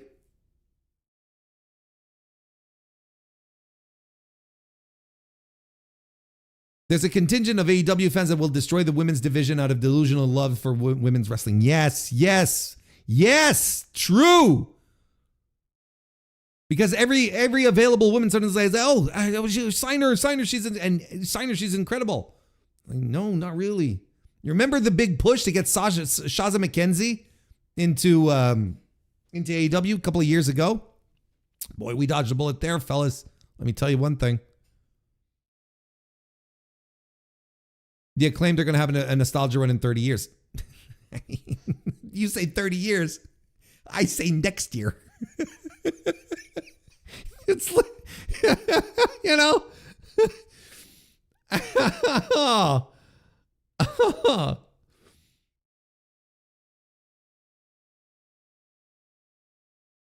Even newer than wrestling nostalgia is women's wrestling being taken seriously. I worry the Sheeta stands. I worry the Sheeta stands. I miss Brit people, and now these iconic stands unintentionally hurt the women's division. At the very least, you can understand maybe like the people who are still very much into Hikaru Shida, and we're like, oh, I miss Brit, because they were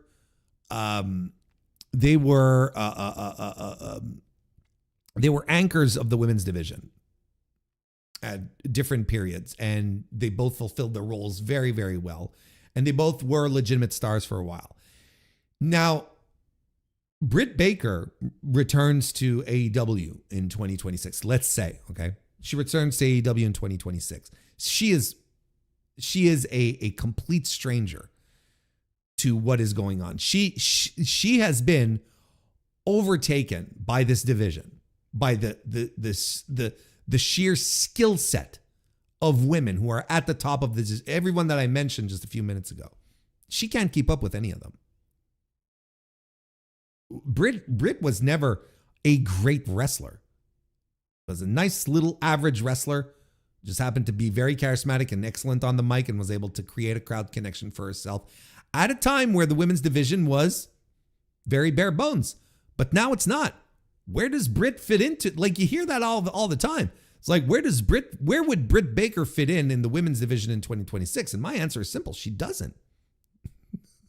She doesn't. If Britt waits out her contract and leaves for WWE, that is the best scenario for her. She's going to come back in an AEW that will not be all that excited because the fans have moved on. They're not particularly attached to Britt anymore. And then she'd hit the ring, and she'd work with people like Aminata, who will wrestle circles around her. Most of the women in AEW will. You know, even a woman like Hyan, like I'm talking about, you know, all the upper crust and whatnot. It's like throw Hyan into that. Throw Hyan into that group. She's tremendous. She just hasn't had an opportunity like to really shine yet. She's doing the JOBs. This is the part of her tenure where she has to earn her stripes. It's fine. But Hyan is great. So I've got nothing. Like, what does she do? She goes into a feud with her former friend Jamie Hayter. Hayter will demolish her. Hayter will make her look like a goof. And Shida, Shida again was, big fish in a small pond when the talent pool was really shallow.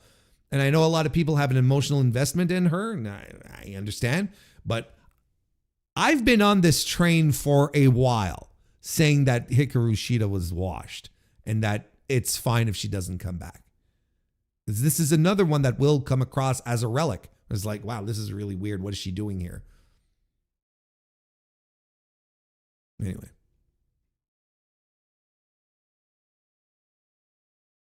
It's not like AEW doesn't have women on the bench. The division is literally 11 women so far in 2026. Yeah. I saw your stat that you posted on Blue Sky the other day. Yeah, it makes you realize it's like there's a talent pool. And just like on the men's side, well, there's people that are not really being used, and there's people that we're sitting on that are extremely talented, and we'll just see how things continue to develop.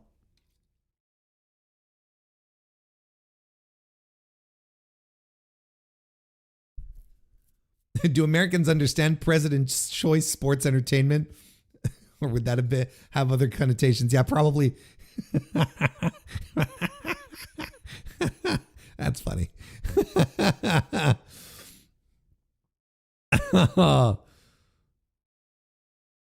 Somebody said the elite is a nostalgia. All right. I don't know. Whoever said that, I'm not interested in hearing any more of what they had to say. Relax, guys. The inspiration will be dual contract to AEW and DDT.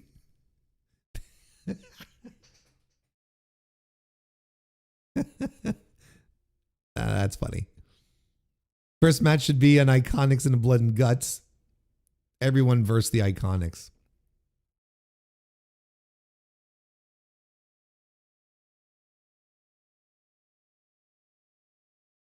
Do you think Tony is falling into the gotta have some sort of surprise trap for big shows? Maybe.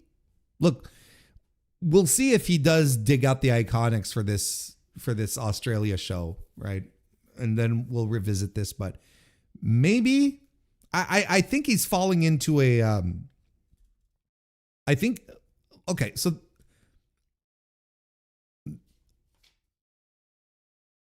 he's definitely in a spending mood these days. I think he's interested in interested in putting some turnover into his roster. I think there's a lot of that. Happening, right? Because I'm sure maybe even a lot of you have realized this, but there's going to be a lot of people whose contracts are not going to be renewed in AEW this year. I think it's a pretty big year for that. And there's a couple of names out there that circulate quite a bit that there might be some truth to. Here's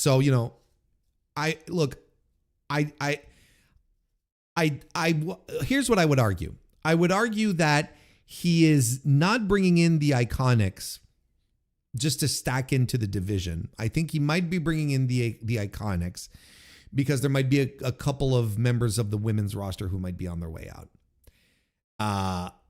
But you can argue that he should be doing better. if there's spots being liberated and you're not like making a play for Danny Luna, and instead you're going for Cassie and Billy Kay. I can never remember her name, the other one's name, and it doesn't matter. Don't put it in the chat. I don't care. I don't care enough. The Iconics, right? If you're doing a play for the Iconics, that's something you can absolutely question. You can question. And when it comes to big surprises for big shows and for pay-per-views, those are fine, but it shouldn't be a tactic. And it's not as if Tony isn't sitting on a huge surprise, on a huge exciting comeback either.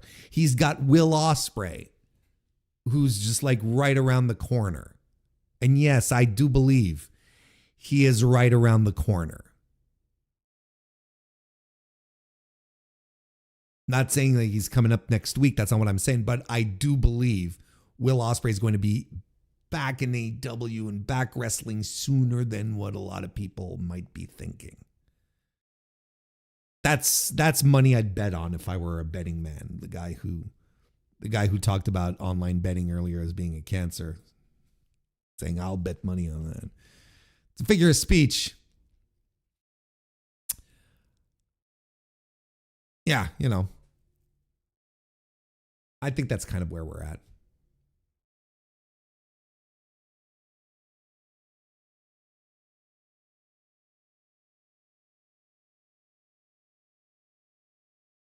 Britt wants to do the hater feud. Hater said no.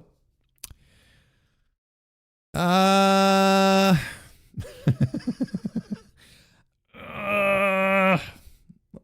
it's a little. I think it's a little more complicated than that. It's a complicated, but also very simple. I don't think Britt wanted a feud with Jamie Hayter. But I don't think she wanted that. Why can't Hikaru Shida work Stardom? I think she would do way better than Maki Ito. Good question. I mean, you know, she freelances over there. Maybe she just doesn't want to. Maybe she wants to keep her own schedule. I don't know. You tell me. You tell me what's going through the brains of professional wrestlers. Couldn't tell you. Like the only, yeah. I was gonna say the only reason I think is because she, you know, because she hates the organization, but you know, Rossi's been gone for a couple of years now, so it's like that doesn't even hold water. Because you know, there's a lot of women who didn't want to work there because of Hatman, which is understandable, mind you. I think the general rule is TK should work with the guys and girls he has on his roster first before signing anyone.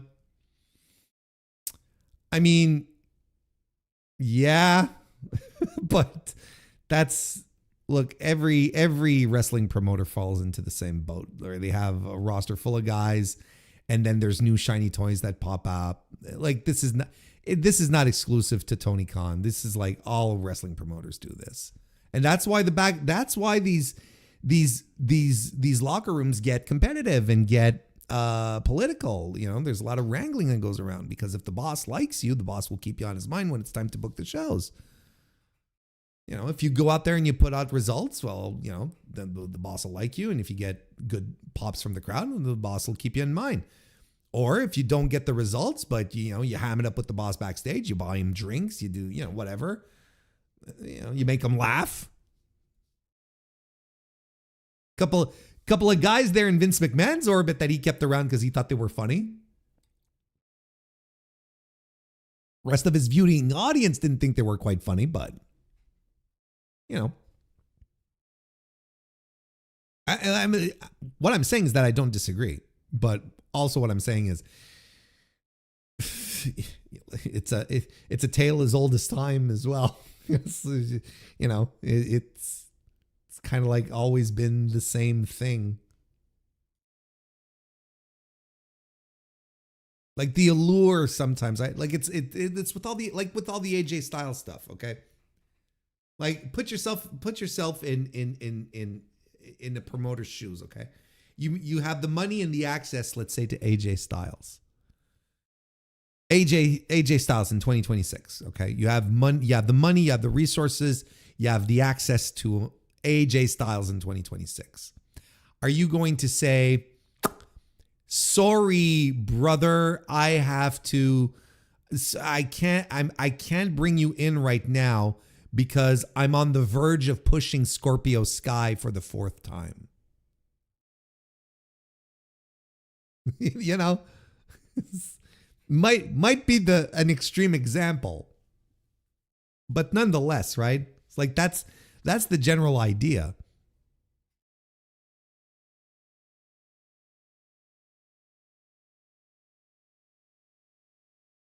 If you're eating your hat, what condiments and sides are you having?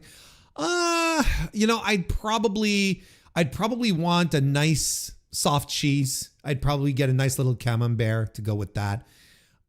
Maybe some fig jam. Oh yeah, you could turn that. Maybe some fig jam. Make it like a bit of a charcuterie board, right? But with a hat. So you'd have the jam, you'd have the cheese, maybe some grapes, lots of water.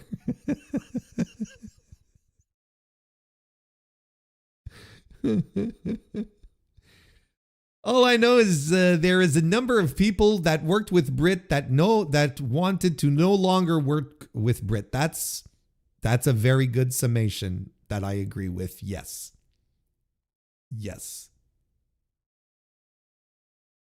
Do you have any guesses of who might not have their contracts renewed?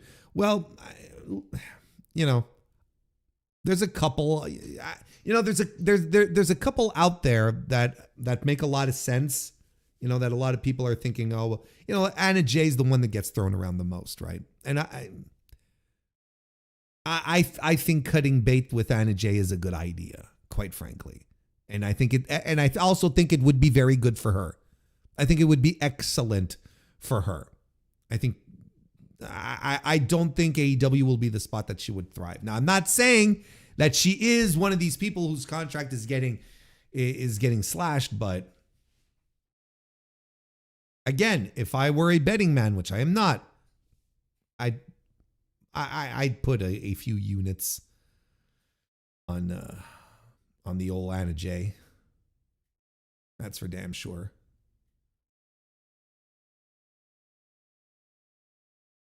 The shiny new toys, the Iconics. I need I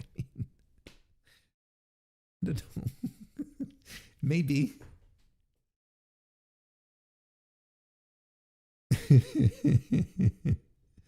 Carlos Silva and AMC have the money to sign AJ Styles, but they're short on change.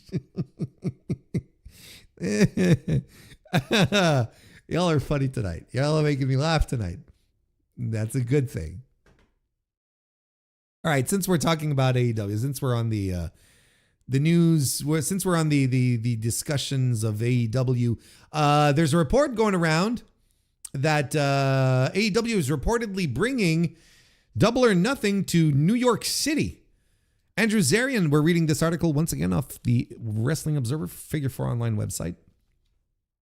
Andrew Zarian of the Mat Men podcast reported Monday that AEW Double or Nothing 2026 is set to be held in Queens, New York.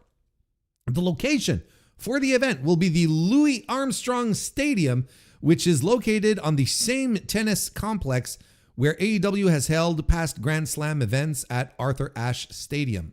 Yeah, it's the Billie Jean King, right? Isn't that what it's called? The Billie Jean King tennis headquarters or something? But right, anyway. The capacity of the Louis Armstrong Stadium is roughly 14,000 before production configuration is factored in. Our Brian Alvarez, not our, like he's not mine. It's the Observer. Our Brian Alvarez is reporting that he believes the date is Sunday, May 24, which is Memorial Day weekend in the U.S. And then we have, for those of you with the benefit of video right now, you can see the tweet here from Andrew Zarian saying that it will be that Double or Nothing is scheduled for the Louis Armstrong Louis Armstrong Arena Stadium. Fuck. On AEW's pay-per-view calendar, this event would take place after Revolution and Dynasty. Los Angeles is hosting Revolution on March 15, with AEW then heading to Vancouver, British Columbia, Canada for Dynasty on April 12. See, here's the thing. When you talk about British Columbia, you never just say British Columbia. You always have to say beautiful British Columbia. That's what you do. So we're heading to Vancouver in beautiful British Columbia. It's always that. It's just saying British Columbia is it seems very hollow, very empty. Double or Nothing holds a special place in AEW history due to its serving as the promotion's inaugural show in 2019. The event has been held in Las Vegas, Jacksonville, and Glendale, Arizona since its inception. The original intention was for Vegas to host the pay-per-view annually, but that's changed over the past couple of years. I wonder why.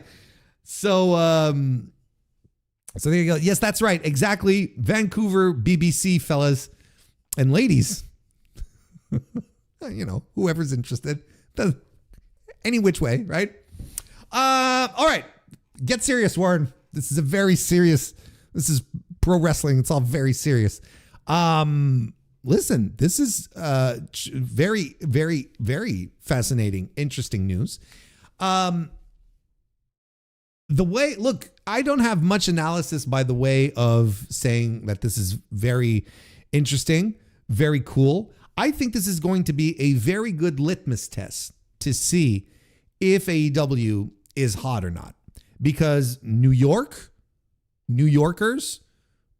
only go to hot tickets, right? That like they'll charge in to places if it's the hot ticket in town. When you're living in a city like New York where there's shit happening and world-class level shit happening every night of the week, essentially, in the city, where you have the pick of it, you only really have time, to deal with only the best, only the really hot, high level stuff,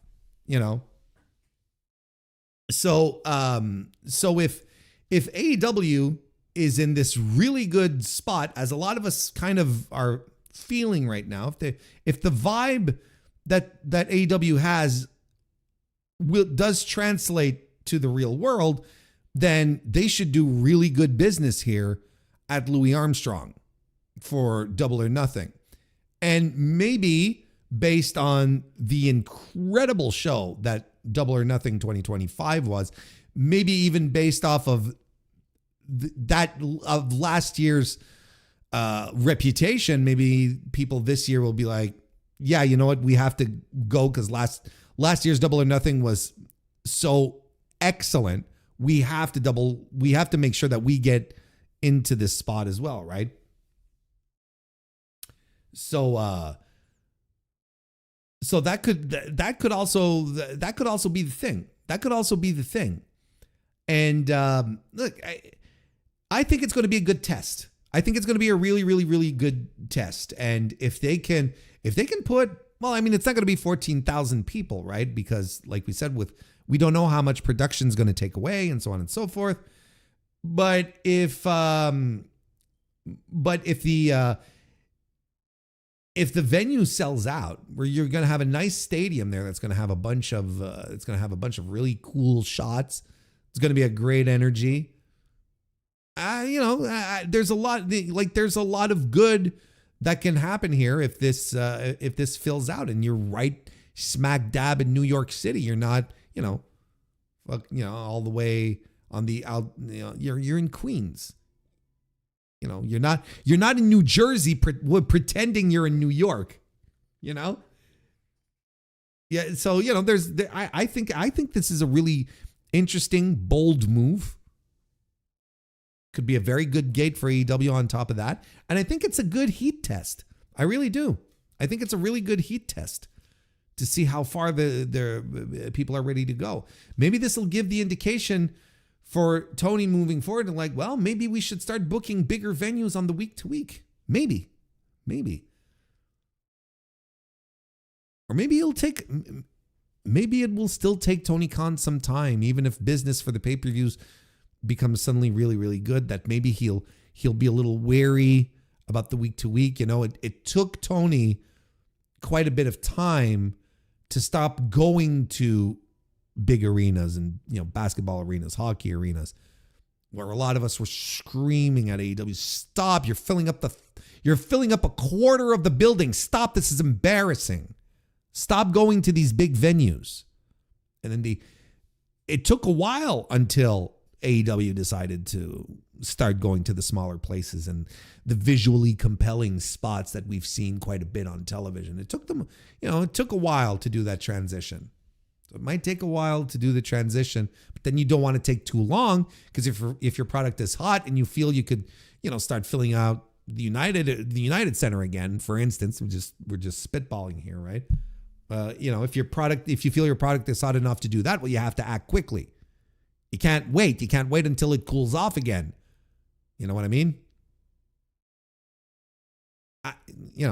If you want your product to be hot enough to hold a huge AEW event in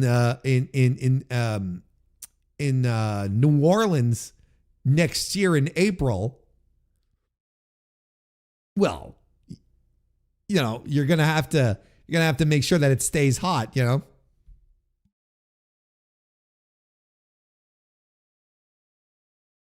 Mark my words.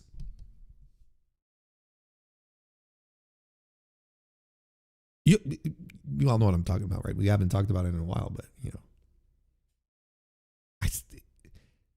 I'm Tony Khan, and I am 100% taking advantage of the fact that WWE is taking WrestleMania overseas. And I am 100% creating an environment. I'm creating in April I'm creating the North American wrestling, the North American pro wrestling happening of the year. I do my show, and you get a bunch of ancillary promotions all around. You do your WrestleMania week, but around AEW. That's what you do. I really do. Look, may not the same weekend as WrestleMania, but you do it in April. You still do it in April. And again, maybe not around WrestleMania, not the same weekend as WrestleMania, but you absolutely do throw in and you just go for it.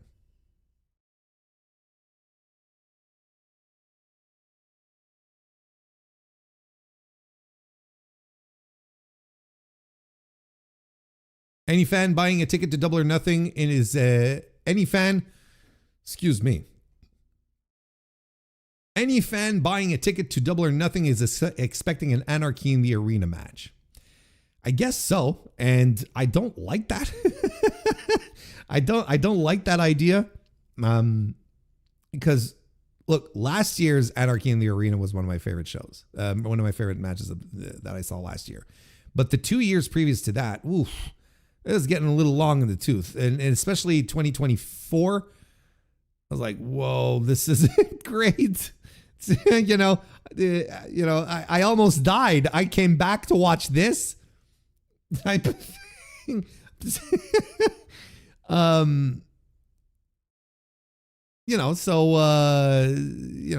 Sometimes look, it's like the Hell in the Cell pay-per-view. It ultimately, all it did is it hurt the prestige, not the prestige, what's the word I'm looking for? The aura of Hell in a Cell.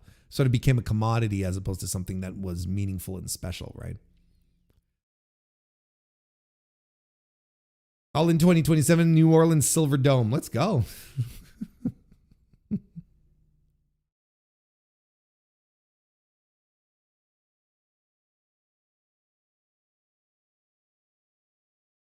Warren did not pop for Jack Perry on Fire. Sure, I did. What New York songs are you picking? Are you picking for Anarchy in the Arena? I'm drawing a blank right now. Sinatra. DGMC would be very happy with that.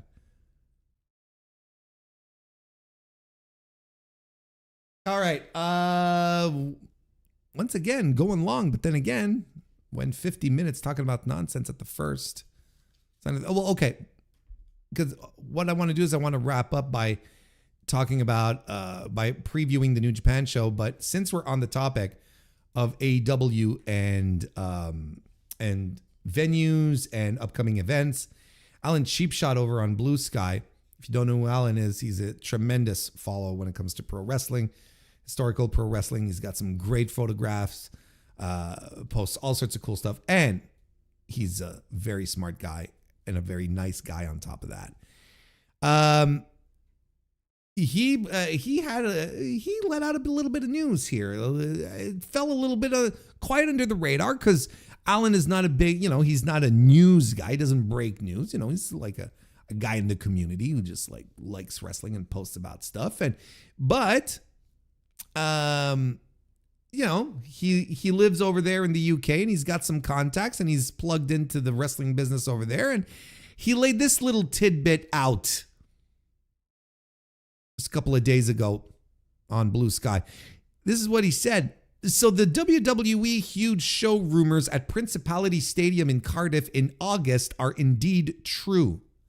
I've asked and been told they are looking to announce something in the next few weeks. This has gone under the radar by just about everyone. Don't know why, but look, it's not going under the MrWarrenHayes radar. And as Alan points out here in his follow-up reply, if you can't put 2 + 2 together, this is to combat AEW running London, Wembley at the end of August. Correct, chat. This is textbook loser shit.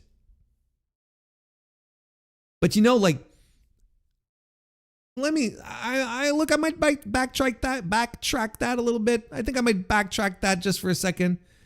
Because, look, if I'm WWE, and I did all sorts of counter programming in 2025, and seeing how incredibly successful it was for us, I got to keep doing the counter programming because it worked out so well for us. We got all sorts of ticket sales on events that we held the same day as AEW shows. We just blew the competition out of the water. Our ratings were through the roof regardless, the pay-per-view views and all that. We were just, we were unstoppable. It was such good planning on our part. I'm WWE and I'm looking back and I'm like, hell yeah, all of the counter programming has been nothing but a grand success. So let's do it again. Of course, I'm being facetious here. I don't know why they're counter programming. I don't know why they're doing this because none of the other instances where they have done this has been good for them. It's all been disasters. All the way down to Evolution. If you remember, right, we had pulled out the view times and the views a couple of days ago. That was of Netflix for all of the WWE PLEs, right? And Evolution 2 hadn't even hit 1 million views on the system. It was like at 900,000. Crazy. So I think it's insane. It's the literal definition of insanity, like the one that we've all heard of, right? Because of Far Cry 3. Was it Far Cry 3 or Far Cry 3, right? The definition of insanity is doing the same thing over and over again and expecting a different result. What are they even doing? What are they trying to do? Like, every time they have focused on trying to harm AEW's business, it ended up kicking them in the balls. Right? And quite frankly, with what we've been hearing recently in regards to in regards to frustration going around regarding Paul Levesque and his inability to focus on plans for the future right into WrestleMania, I think they should focus on their own shit instead of trying to look at what kind of damage we can do anywhere else. Because right now, they're being very adept at kicking themselves in the balls right now. They've been very good at that. And if these rumors are indeed true, here's the thing.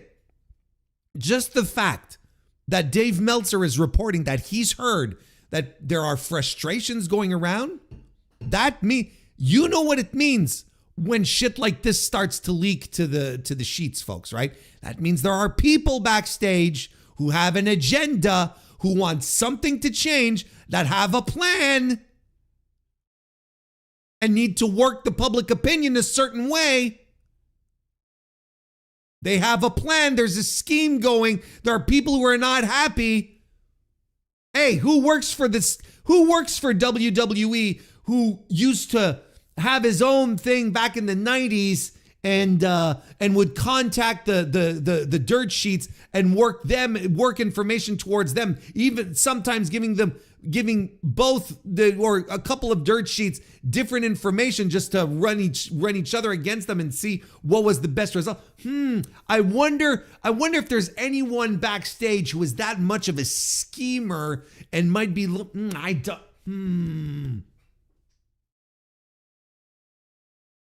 There's discontent. There's also this WWE. They should be completely unbothered right now that AEW is running Wembley Stadium. That should bother them. That shouldn't even remotely bother them right now, because they clearly have problems at home. Keep your side of the street clean first, Paul, before thinking about trying to throw sticks into the bicycle spokes of the other guys.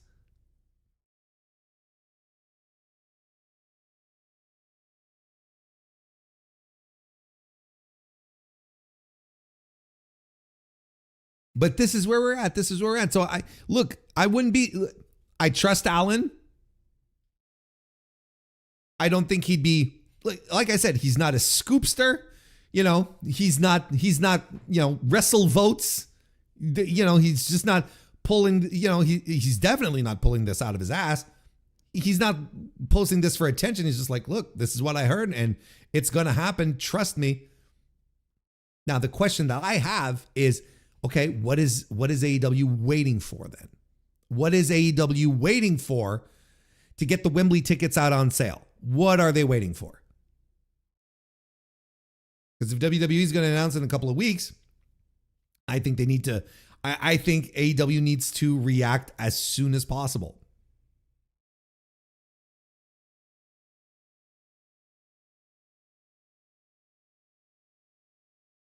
Anyway, so that's a little bit of news here. That again, I'm sure fell under multiple radars, but I got it. And I bring it to you, the A+ viewers of this D-List podcast.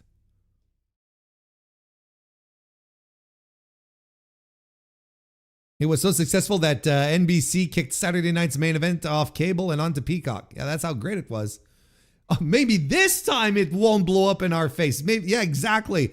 King of the North, nice to see you, brother. Welcome to the chat. Oh, Roman Reigns is also a guy who might be. Yeah, you know what? But, yeah. I don't know. Since I kind of feel like he's been working with the comments that he gave on the McAfee show, which I think are, I think they're a work for the season 3 of Unreal.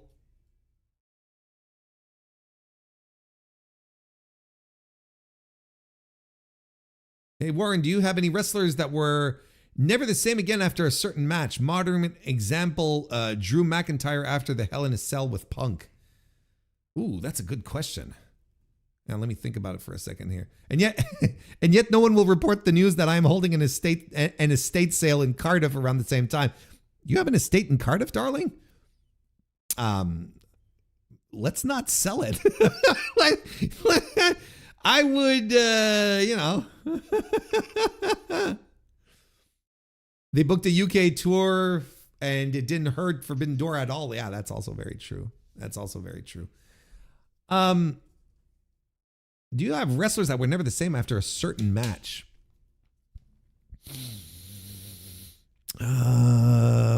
Maybe modern examples. Well, I think Britt Baker is one of those. I think the Mercedes Moné match. I think the Mercedes Moné match really. I think that was a stake in the heart of a lot of people. Where it's like, oh, wait a second, Britt is a lot of smoke and mirrors, isn't she? Yep. I think that one. I think she lost a lot of favor on that one. A lot of goodwill.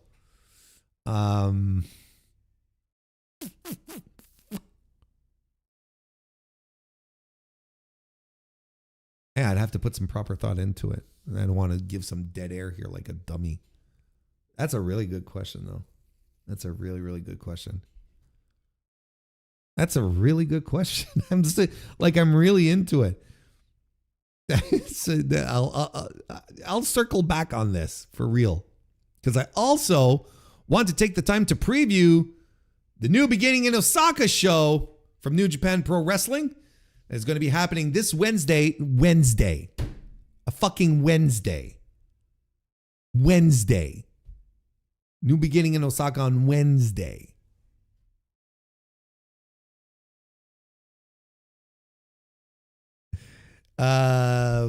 February 11, 2026, from the Osaka Prefectural Gymnasium.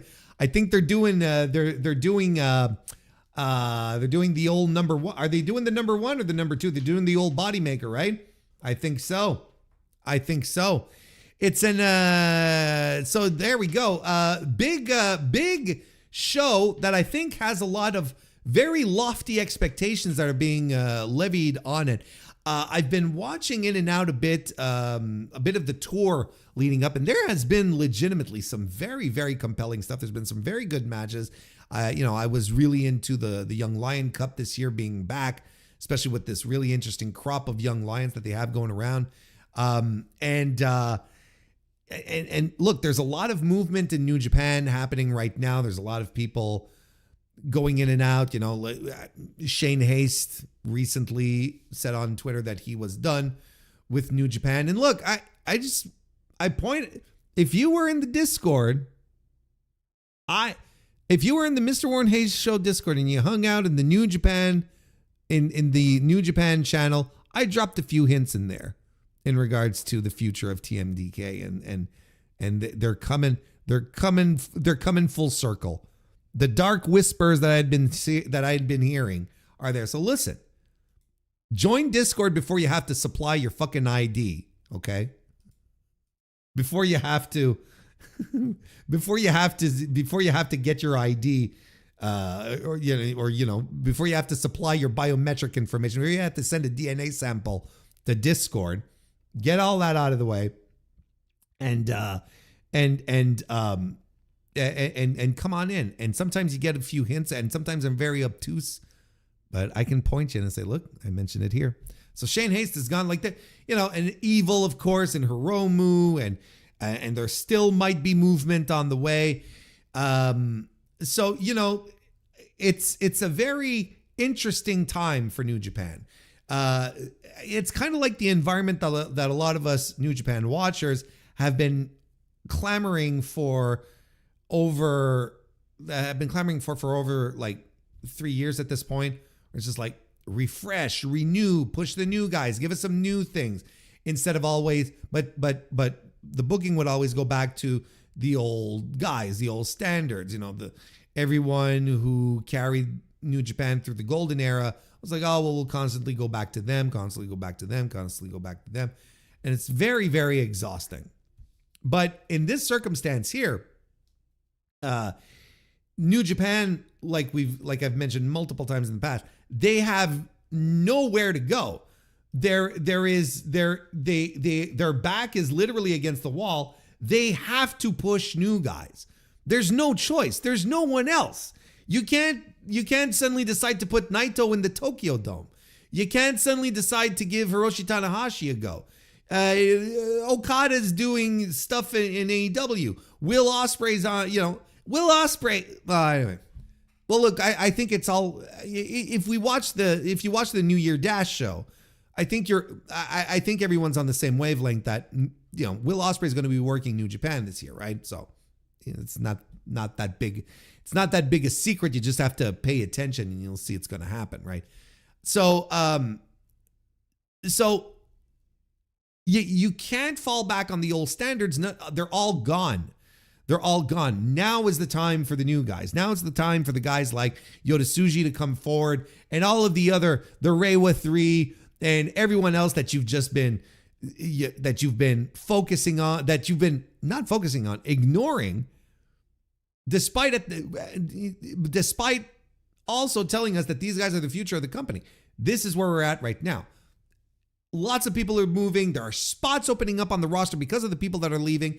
This is all a very exciting time. And this new beginning in Osaka is very aptly named this year. Like, the name really does resonate because it does feel like a new beginning on paper for the buildup. Now, we will see what kind of new beginning we will be treated to once this show happens. Once the final bell rings on the main event, and then we'll see if this show really was a signal truly of a new beginning, or if if it's just going to be same old, and we'll be scratching our heads wondering what the fuck is going on again. So, that being said, there are multiple signs here. We're going to break it down here, but there are multiple signs on the show that indicate that we might be in for something interesting, something fun here, something new, something fresh. Main event will be Yota Tsuji defending the IWGP Heavyweight Championship against the sack of sticks Jake Lee. God, I hate this wrestler so much. I cannot stand him. But yet here we are. Here we are again, a promotion, another Japanese promotion brings Jake Lee and is like, yeah, this guy's a world champion. And I don't understand. No one will make me understand why Jake Lee is compelling. I don't understand it. I don't get it. I don't understand it. And even like in my group chats, some of the most fervent New Japan guys are like, I'm starting to see the Jake Lee appeal. It's like, no, you're not. No, you're not. It's the same fucking thing he does everywhere, and people end up saying he stinks.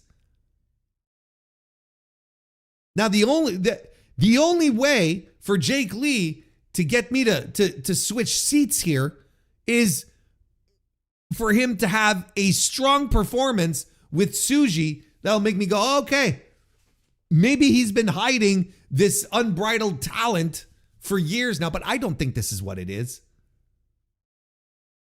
I don't think this is what it is. Now,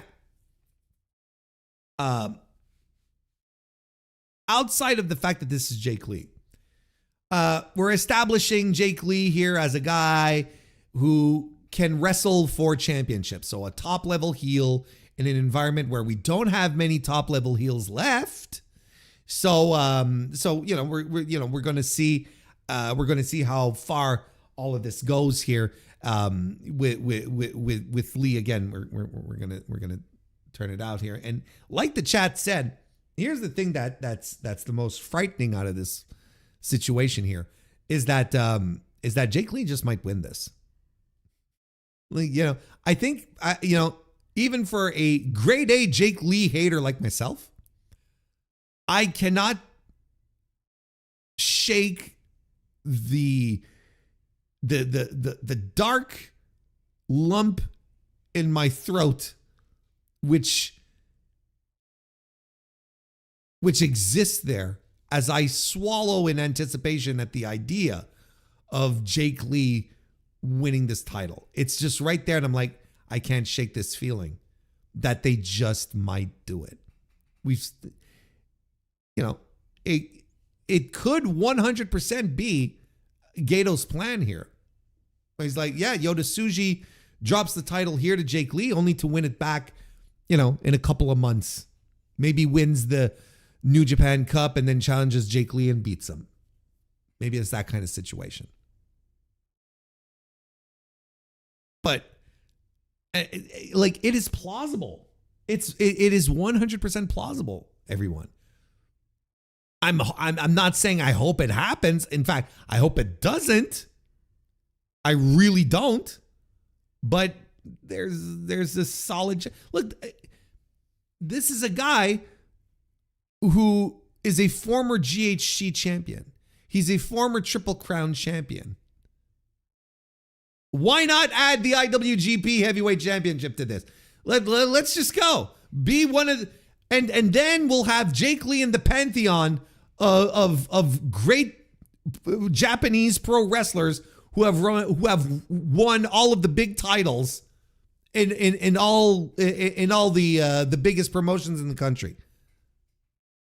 I can't believe this is actually something that I can't poo-poo, that I can't hand wave because it's New Japan, because we've seen this type of thing before where, the champion, you have a sure-footed champion who loses surprisingly and then chases down the guy who took the belt from him to win it back. Look, that's what they did with Evil. That's what they did with Evil, right? Turns on Naito, wins the title but holds it for like just over a month, loses it at the next pay-per-view. Something to that effect.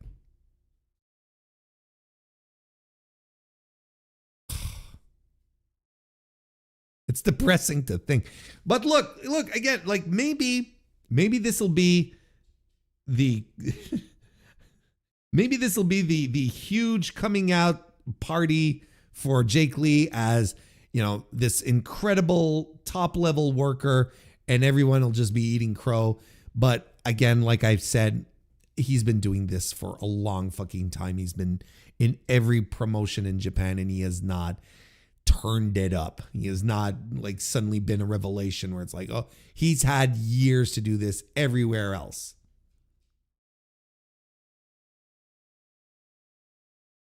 My hope is that Yota Tsuji retains.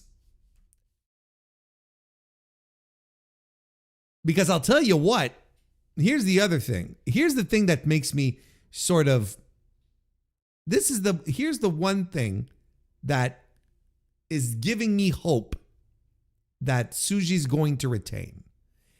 He has been advertised big time for the New Japan of America show, the New Beginning in America, the New Beginning in USA. What's it called? The New Beginning USA. He's been advertised big time for that show as the champion, of course, because that can change. Don't get me wrong. But that's giving me a little levity where I'm like, oh, maybe.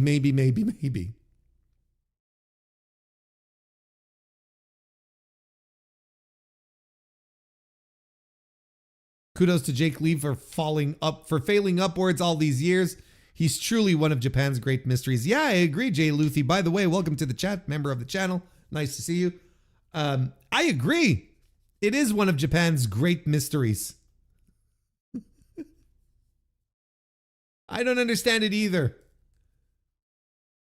Jake Lee bringing in an even lower energy than House of Torture. Jesus, don't remind me. Anyway.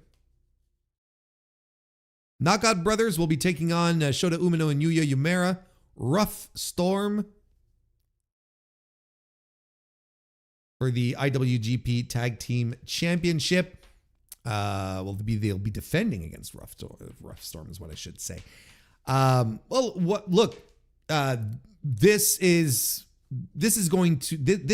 This has to rock. This has to rock and roll. I'm very excited for this match.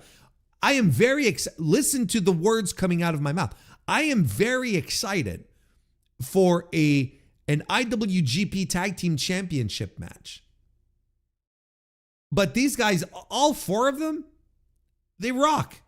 And Umino and Uemura, as much as I want them to get Uemura as far away as possible from Umino before Umino's anti-charisma sucks all of Uemura's charisma away from him, they've been a super fucking great tag team.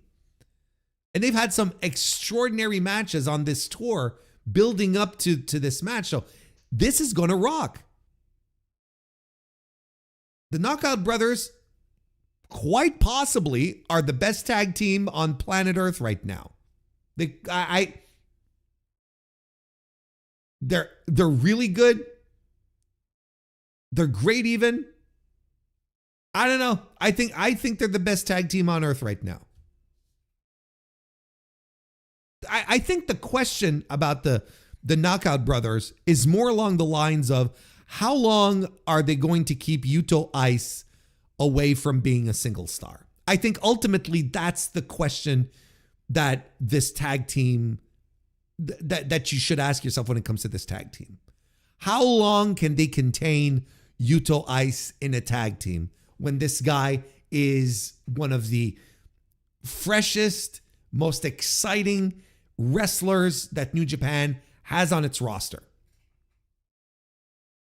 They can't keep this guy back for forever. They can't keep him in a tag team forever. That would be malpractice. They've got a legitimate star on their hands with this guy. Everyone loves him. His energy levels are there. He's got a great personality. He's got crowd connection. All the elements are there. Go for it. Go for it. Pull the trigger. Do it. Never mind Oscar. We'll figure out what to do with him. That's cool. But Yuto Ice? Holy smokes. I think the titles might change hands because you got to do something with this rough storm thing. They've been mucking around, getting wins, and you got to do something here. I think they might win. Just mix up the title situation a little bit, and that'll be interesting. It'll be good. Maybe it'll give them a nice little excuse for just Yuto Ice to get some singles matches in.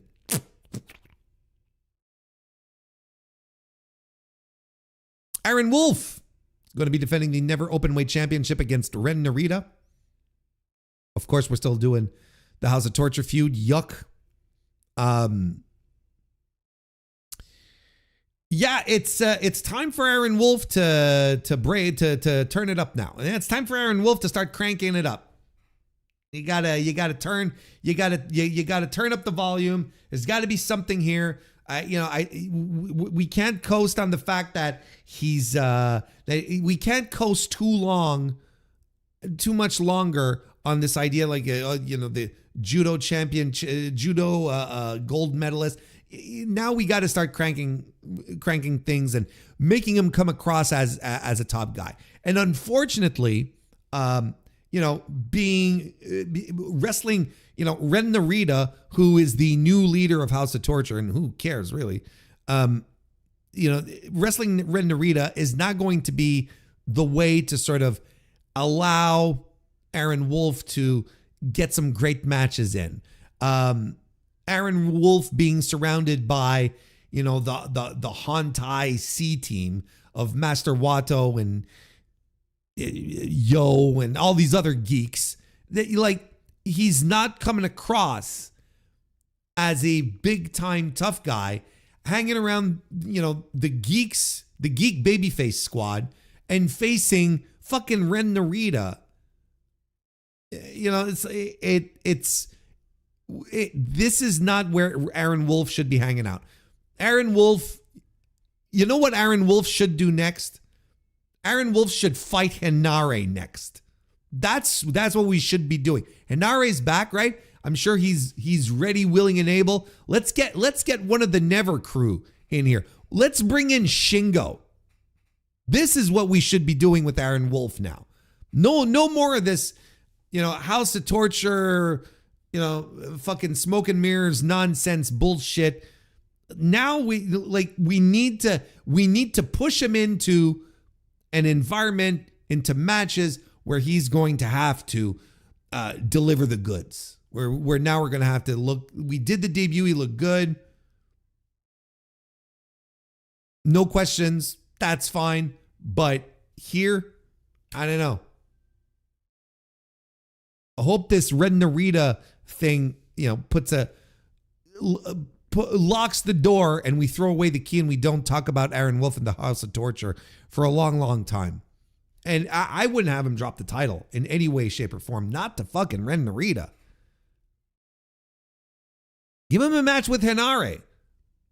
I'd be into that. Or even with Bolton Oleg. That'd rule too. Anyway, hopefully Wolf retains. And God, I'm sick of House of Torture. I'm so sick of it. Yuto Ice and Oscar are so cool. I'm set for whatever those dudes do. Pretty much the same here. That line from The Thick of It describes Jake Lee. He has all the charisma of a rotting teddy bear next to a gravesite. I like that. What would be healthy for New Japan main event scene is if the IWGP heavyweight title matches go 10 minutes max. What? Especially if they have someone like Jake Lee in it. 10 minutes? What? Come on now. 10 minutes is a little short. The main events I have found over the past year or so, they haven't been overly indulgent. We haven't had it's been a while since we've had like really long, like 35, 40-minute main events, which at some point was just like par for the course. You'd be watching New Japan and you'd get to the main event and you're like, all right, here we go for 40 minutes of Kazuchika Okada versus Jay White, you know? I feel like we still gravitate between 25, 30 minutes, right? I'd say 25 minutes on average. It's not as bad. And 20, 25 minutes for a main event, I think that's fine. 30 minutes, 35, 40, like these are for your big time main events. For New Japan, it was like that for all the time. Now, I think I understand your sentiment in the sense where it's like, cap Jake Lee at 10 minutes, God forbid. And I'm like, yeah, okay, that I don't disagree with. It should be just a rule that follows him, as opposed to like, oh, all main events are. No, just Jake Lee, we're going to cap you at 10 minutes. That I could get behind. Then how to torture to the Hague, pretty much.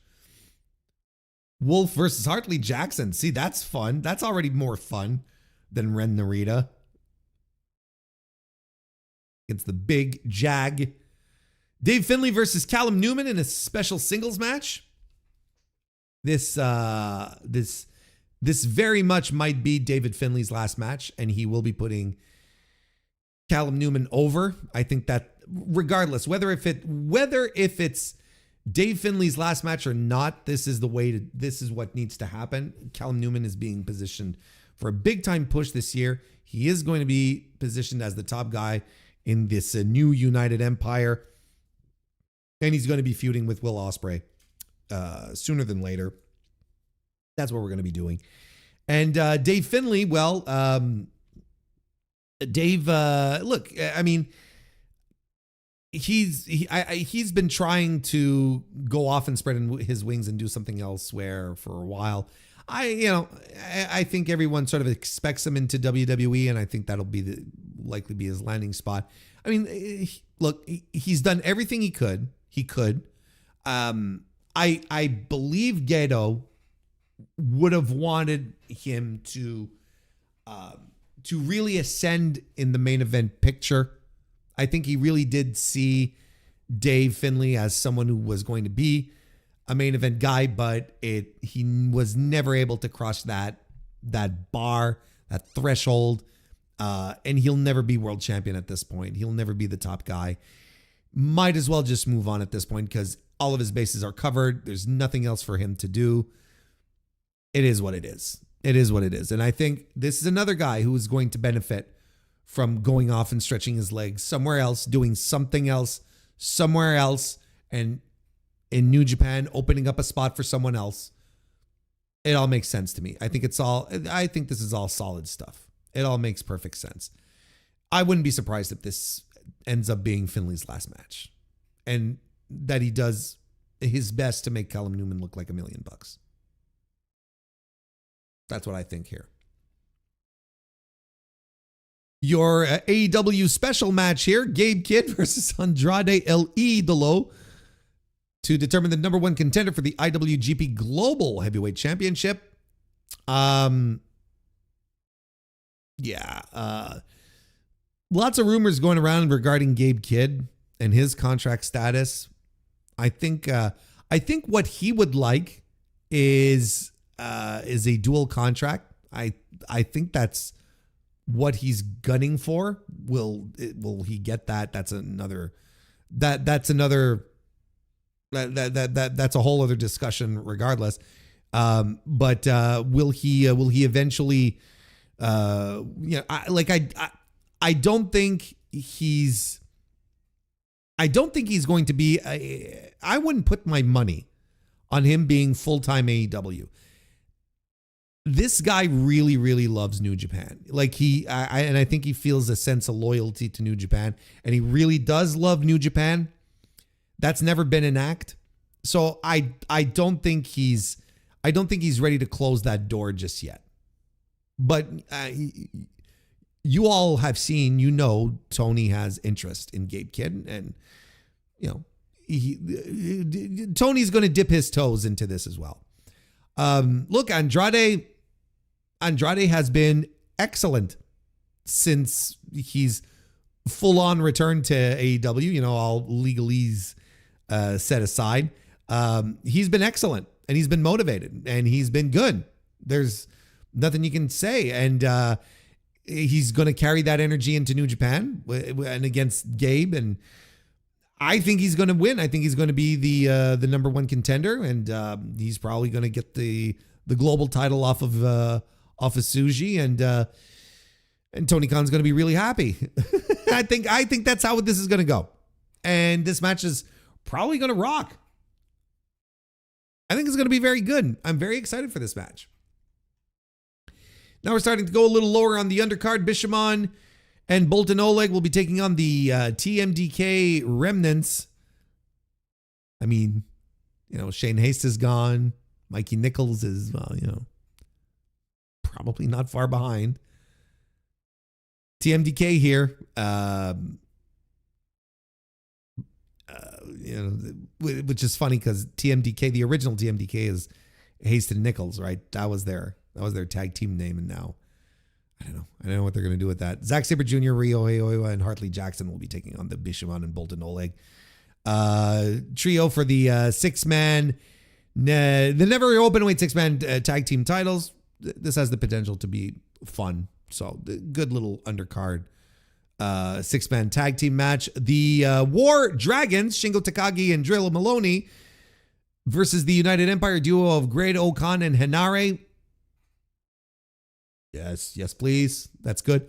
Despite the fact that Drilla Maloney, reports going around that he tore his bicep and that he wants to work through it, which is extremely ill-advised. But I think this guy is also, I think this is if this is the case, this is a definition of a dumb jock. This is a dumb jock decision to do if this is indeed what is going on. So be interesting to keep your eyes out on this one. Then we will have Hiromu Takahashi and Taiji Ishimori taking on Francesco Akira and Jacob Austin Young. This is being advertised as Hiromu Takahashi's last match in New Japan Pro Wrestling. So he will very likely be laying down flat on his back for Francesco Akira, who is getting a push. And I have always been, and you can check the tape, I have always been a big fan of Francesco Akira. I think working with TJP in a tag team has been a tremendous boon for him. He was already talented. I think he got better. I think he's a terribly slept upon junior heavyweight. And again, in an environment where we're getting rid of Hiromu Takahashi, like the cornerstone, the top guy of the division, we're getting rid of him. We're getting rid of him. He's going away. And we're opening up spots. You can absolutely see a guy like Kosei Fujita slide in to take Hiromu's spot. But I see a guy like Francesco Akira also, who is, I really fucking like this kid. I really, really like him. There's always been something really, really unique. Maybe there's aspects of his overall presentation that maybe he needs some refinement, need a little work. But when it comes to his in-ring work, holy smokes, this guy rules. So I'm looking forward to this. Jacob Austin Young could go kick rocks. I don't know. Like someone told me recently, is like Jacob Austin Young's like in his 30s. I'm like, what? Fuck off. What are we doing? He's in his 30s. And then we have the pre-show match here with Togi Makabe and Toru Yano will be taking on Katsuya Murashima and Shoma Kato. Murashima's send-off match to Excursion. I can't wait to see this guy return. I'm so stoked for the return of Katsuya Murashima. I'm already excited to see what he's going to bring back to the table when he comes back. Oh God. I'm really into it. So that's the show. Look, on paper, this has the potential to be a great show. We'll just have to see how the execution goes because there's a couple, Aaron Wolf and Ren Narita, Yoda Suji and Jake Lee is, it's a roll of the dice, but Knockout Brothers and versus Umino and Numera, that's gonna rock. David Finlay and Callum Newman, I think that's gonna be really good. Gabe Kidd and Andrade, that's gonna rock. The 6-man tag team never title thing, that's also gonna be that also has the potential to be really, really fun. There's a lot to like on this card on paper. We'll see how it all comes together on Wednesday. But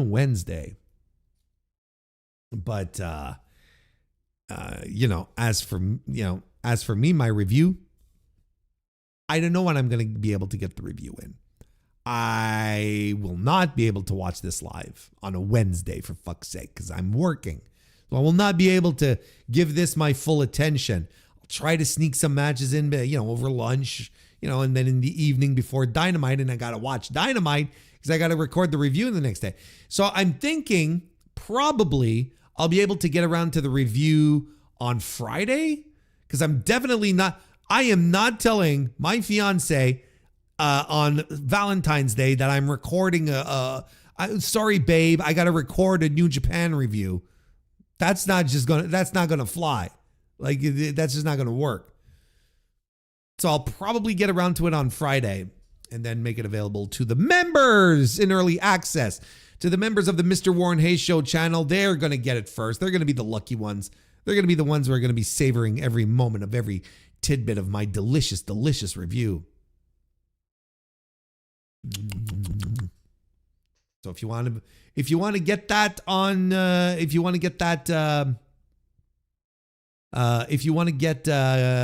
in on that early, well, become a member. It's just as simple as that. Loud whipping noises. Now, hang on a second. Now, wait a minute. Not a question of being whipped. It's a question of respecting and loving your partner and wanting to spend quality time on a lovely day where you're supposed to show your full appreciation. That's how it works. She'll do the same for me. I mean, we can whip it good. That's a whole other type of whipping. Strong style house party with Japanese font and the rising sun flag in their intro. That's funny. La Sombra has been excellent. It's like he's gained an extra gear in the ring. Well, I mean, I'm gonna be sure to keep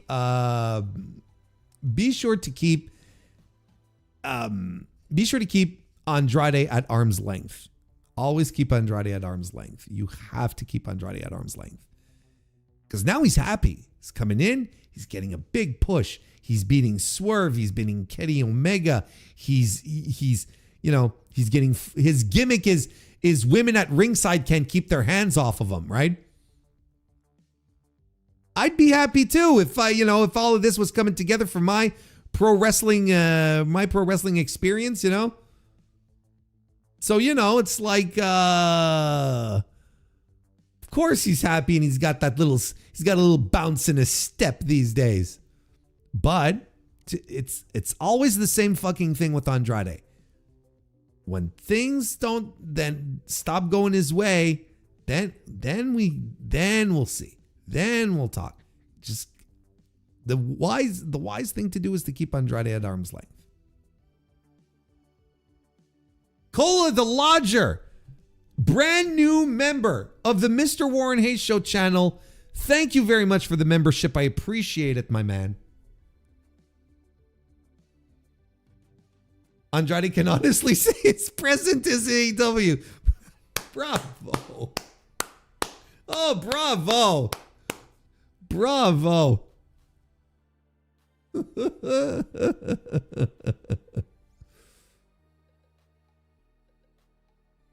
Still waiting for Mr. Warren reviewing New Japan wrestler nicknames. Was I supposed to do that? Or is that something I should do? That could be fun because there's a couple of really goofy nicknames, isn't there? Oh, well, there we go. Look, we're gonna wrap it up for tonight, folks. Another long-ish stream, a little on the longer side. But I only have myself to blame because I spend 50 minutes talking about bullshit at the start of the show. That wasn't bullshit. We talked about the Discord thing, which does have an impact on the Mr. Warren Hayes Show Discord community. The Discord is here. Link is in the description. You'd be more than welcome to join. Maybe in the dying days of Discord, not just my Discord, Discord overall. You never know. But I appreciate it. Thank you, everyone, for showing up, for being a part of this nonsense. We had a good group again tonight. You know, I want to go around bragging too hard because but you've all been showing up. That like I've been looking over my analytics reports and whatnot on YouTube, and the trend that I saw, look, between us all, not getting as many subscribers. Like I'm a little low compared year to year type of thing, but even though I'm getting smaller, I'm not generating as many subscriptions. My watch time overall is going up there. So, you guys and gals and non-binary pals are all very invested in the content. So less subscriptions, but the people who do join, y'all are locked in, and that's really cool. Like in that aspect, I'm like, this is really nice because subscriptions and views is one thing. Then you look at the watch time, and the watch time is really growing. People are staying around longer. So I'm like, okay, well, I guess I'm doing something right. That's awesome. I just wanted to share that with you. So I appreciate each and every one of you. This content isn't going to appreciate itself. That's right. God damn it. So there we go. Did you cover the Zilla Fatu GCW story? Oh God, is there another one? I'm not aware. Oh no. I'll read up on it, Slam Hub, and maybe talk about it on Thursday.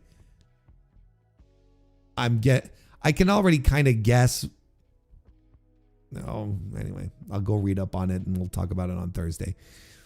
Thank you, everyone, again, for showing up again, for sticking around, for being a pal, for being a friend, going down the road and back again. Your heart is true. You're a friend and a confidant. I'll see you next time.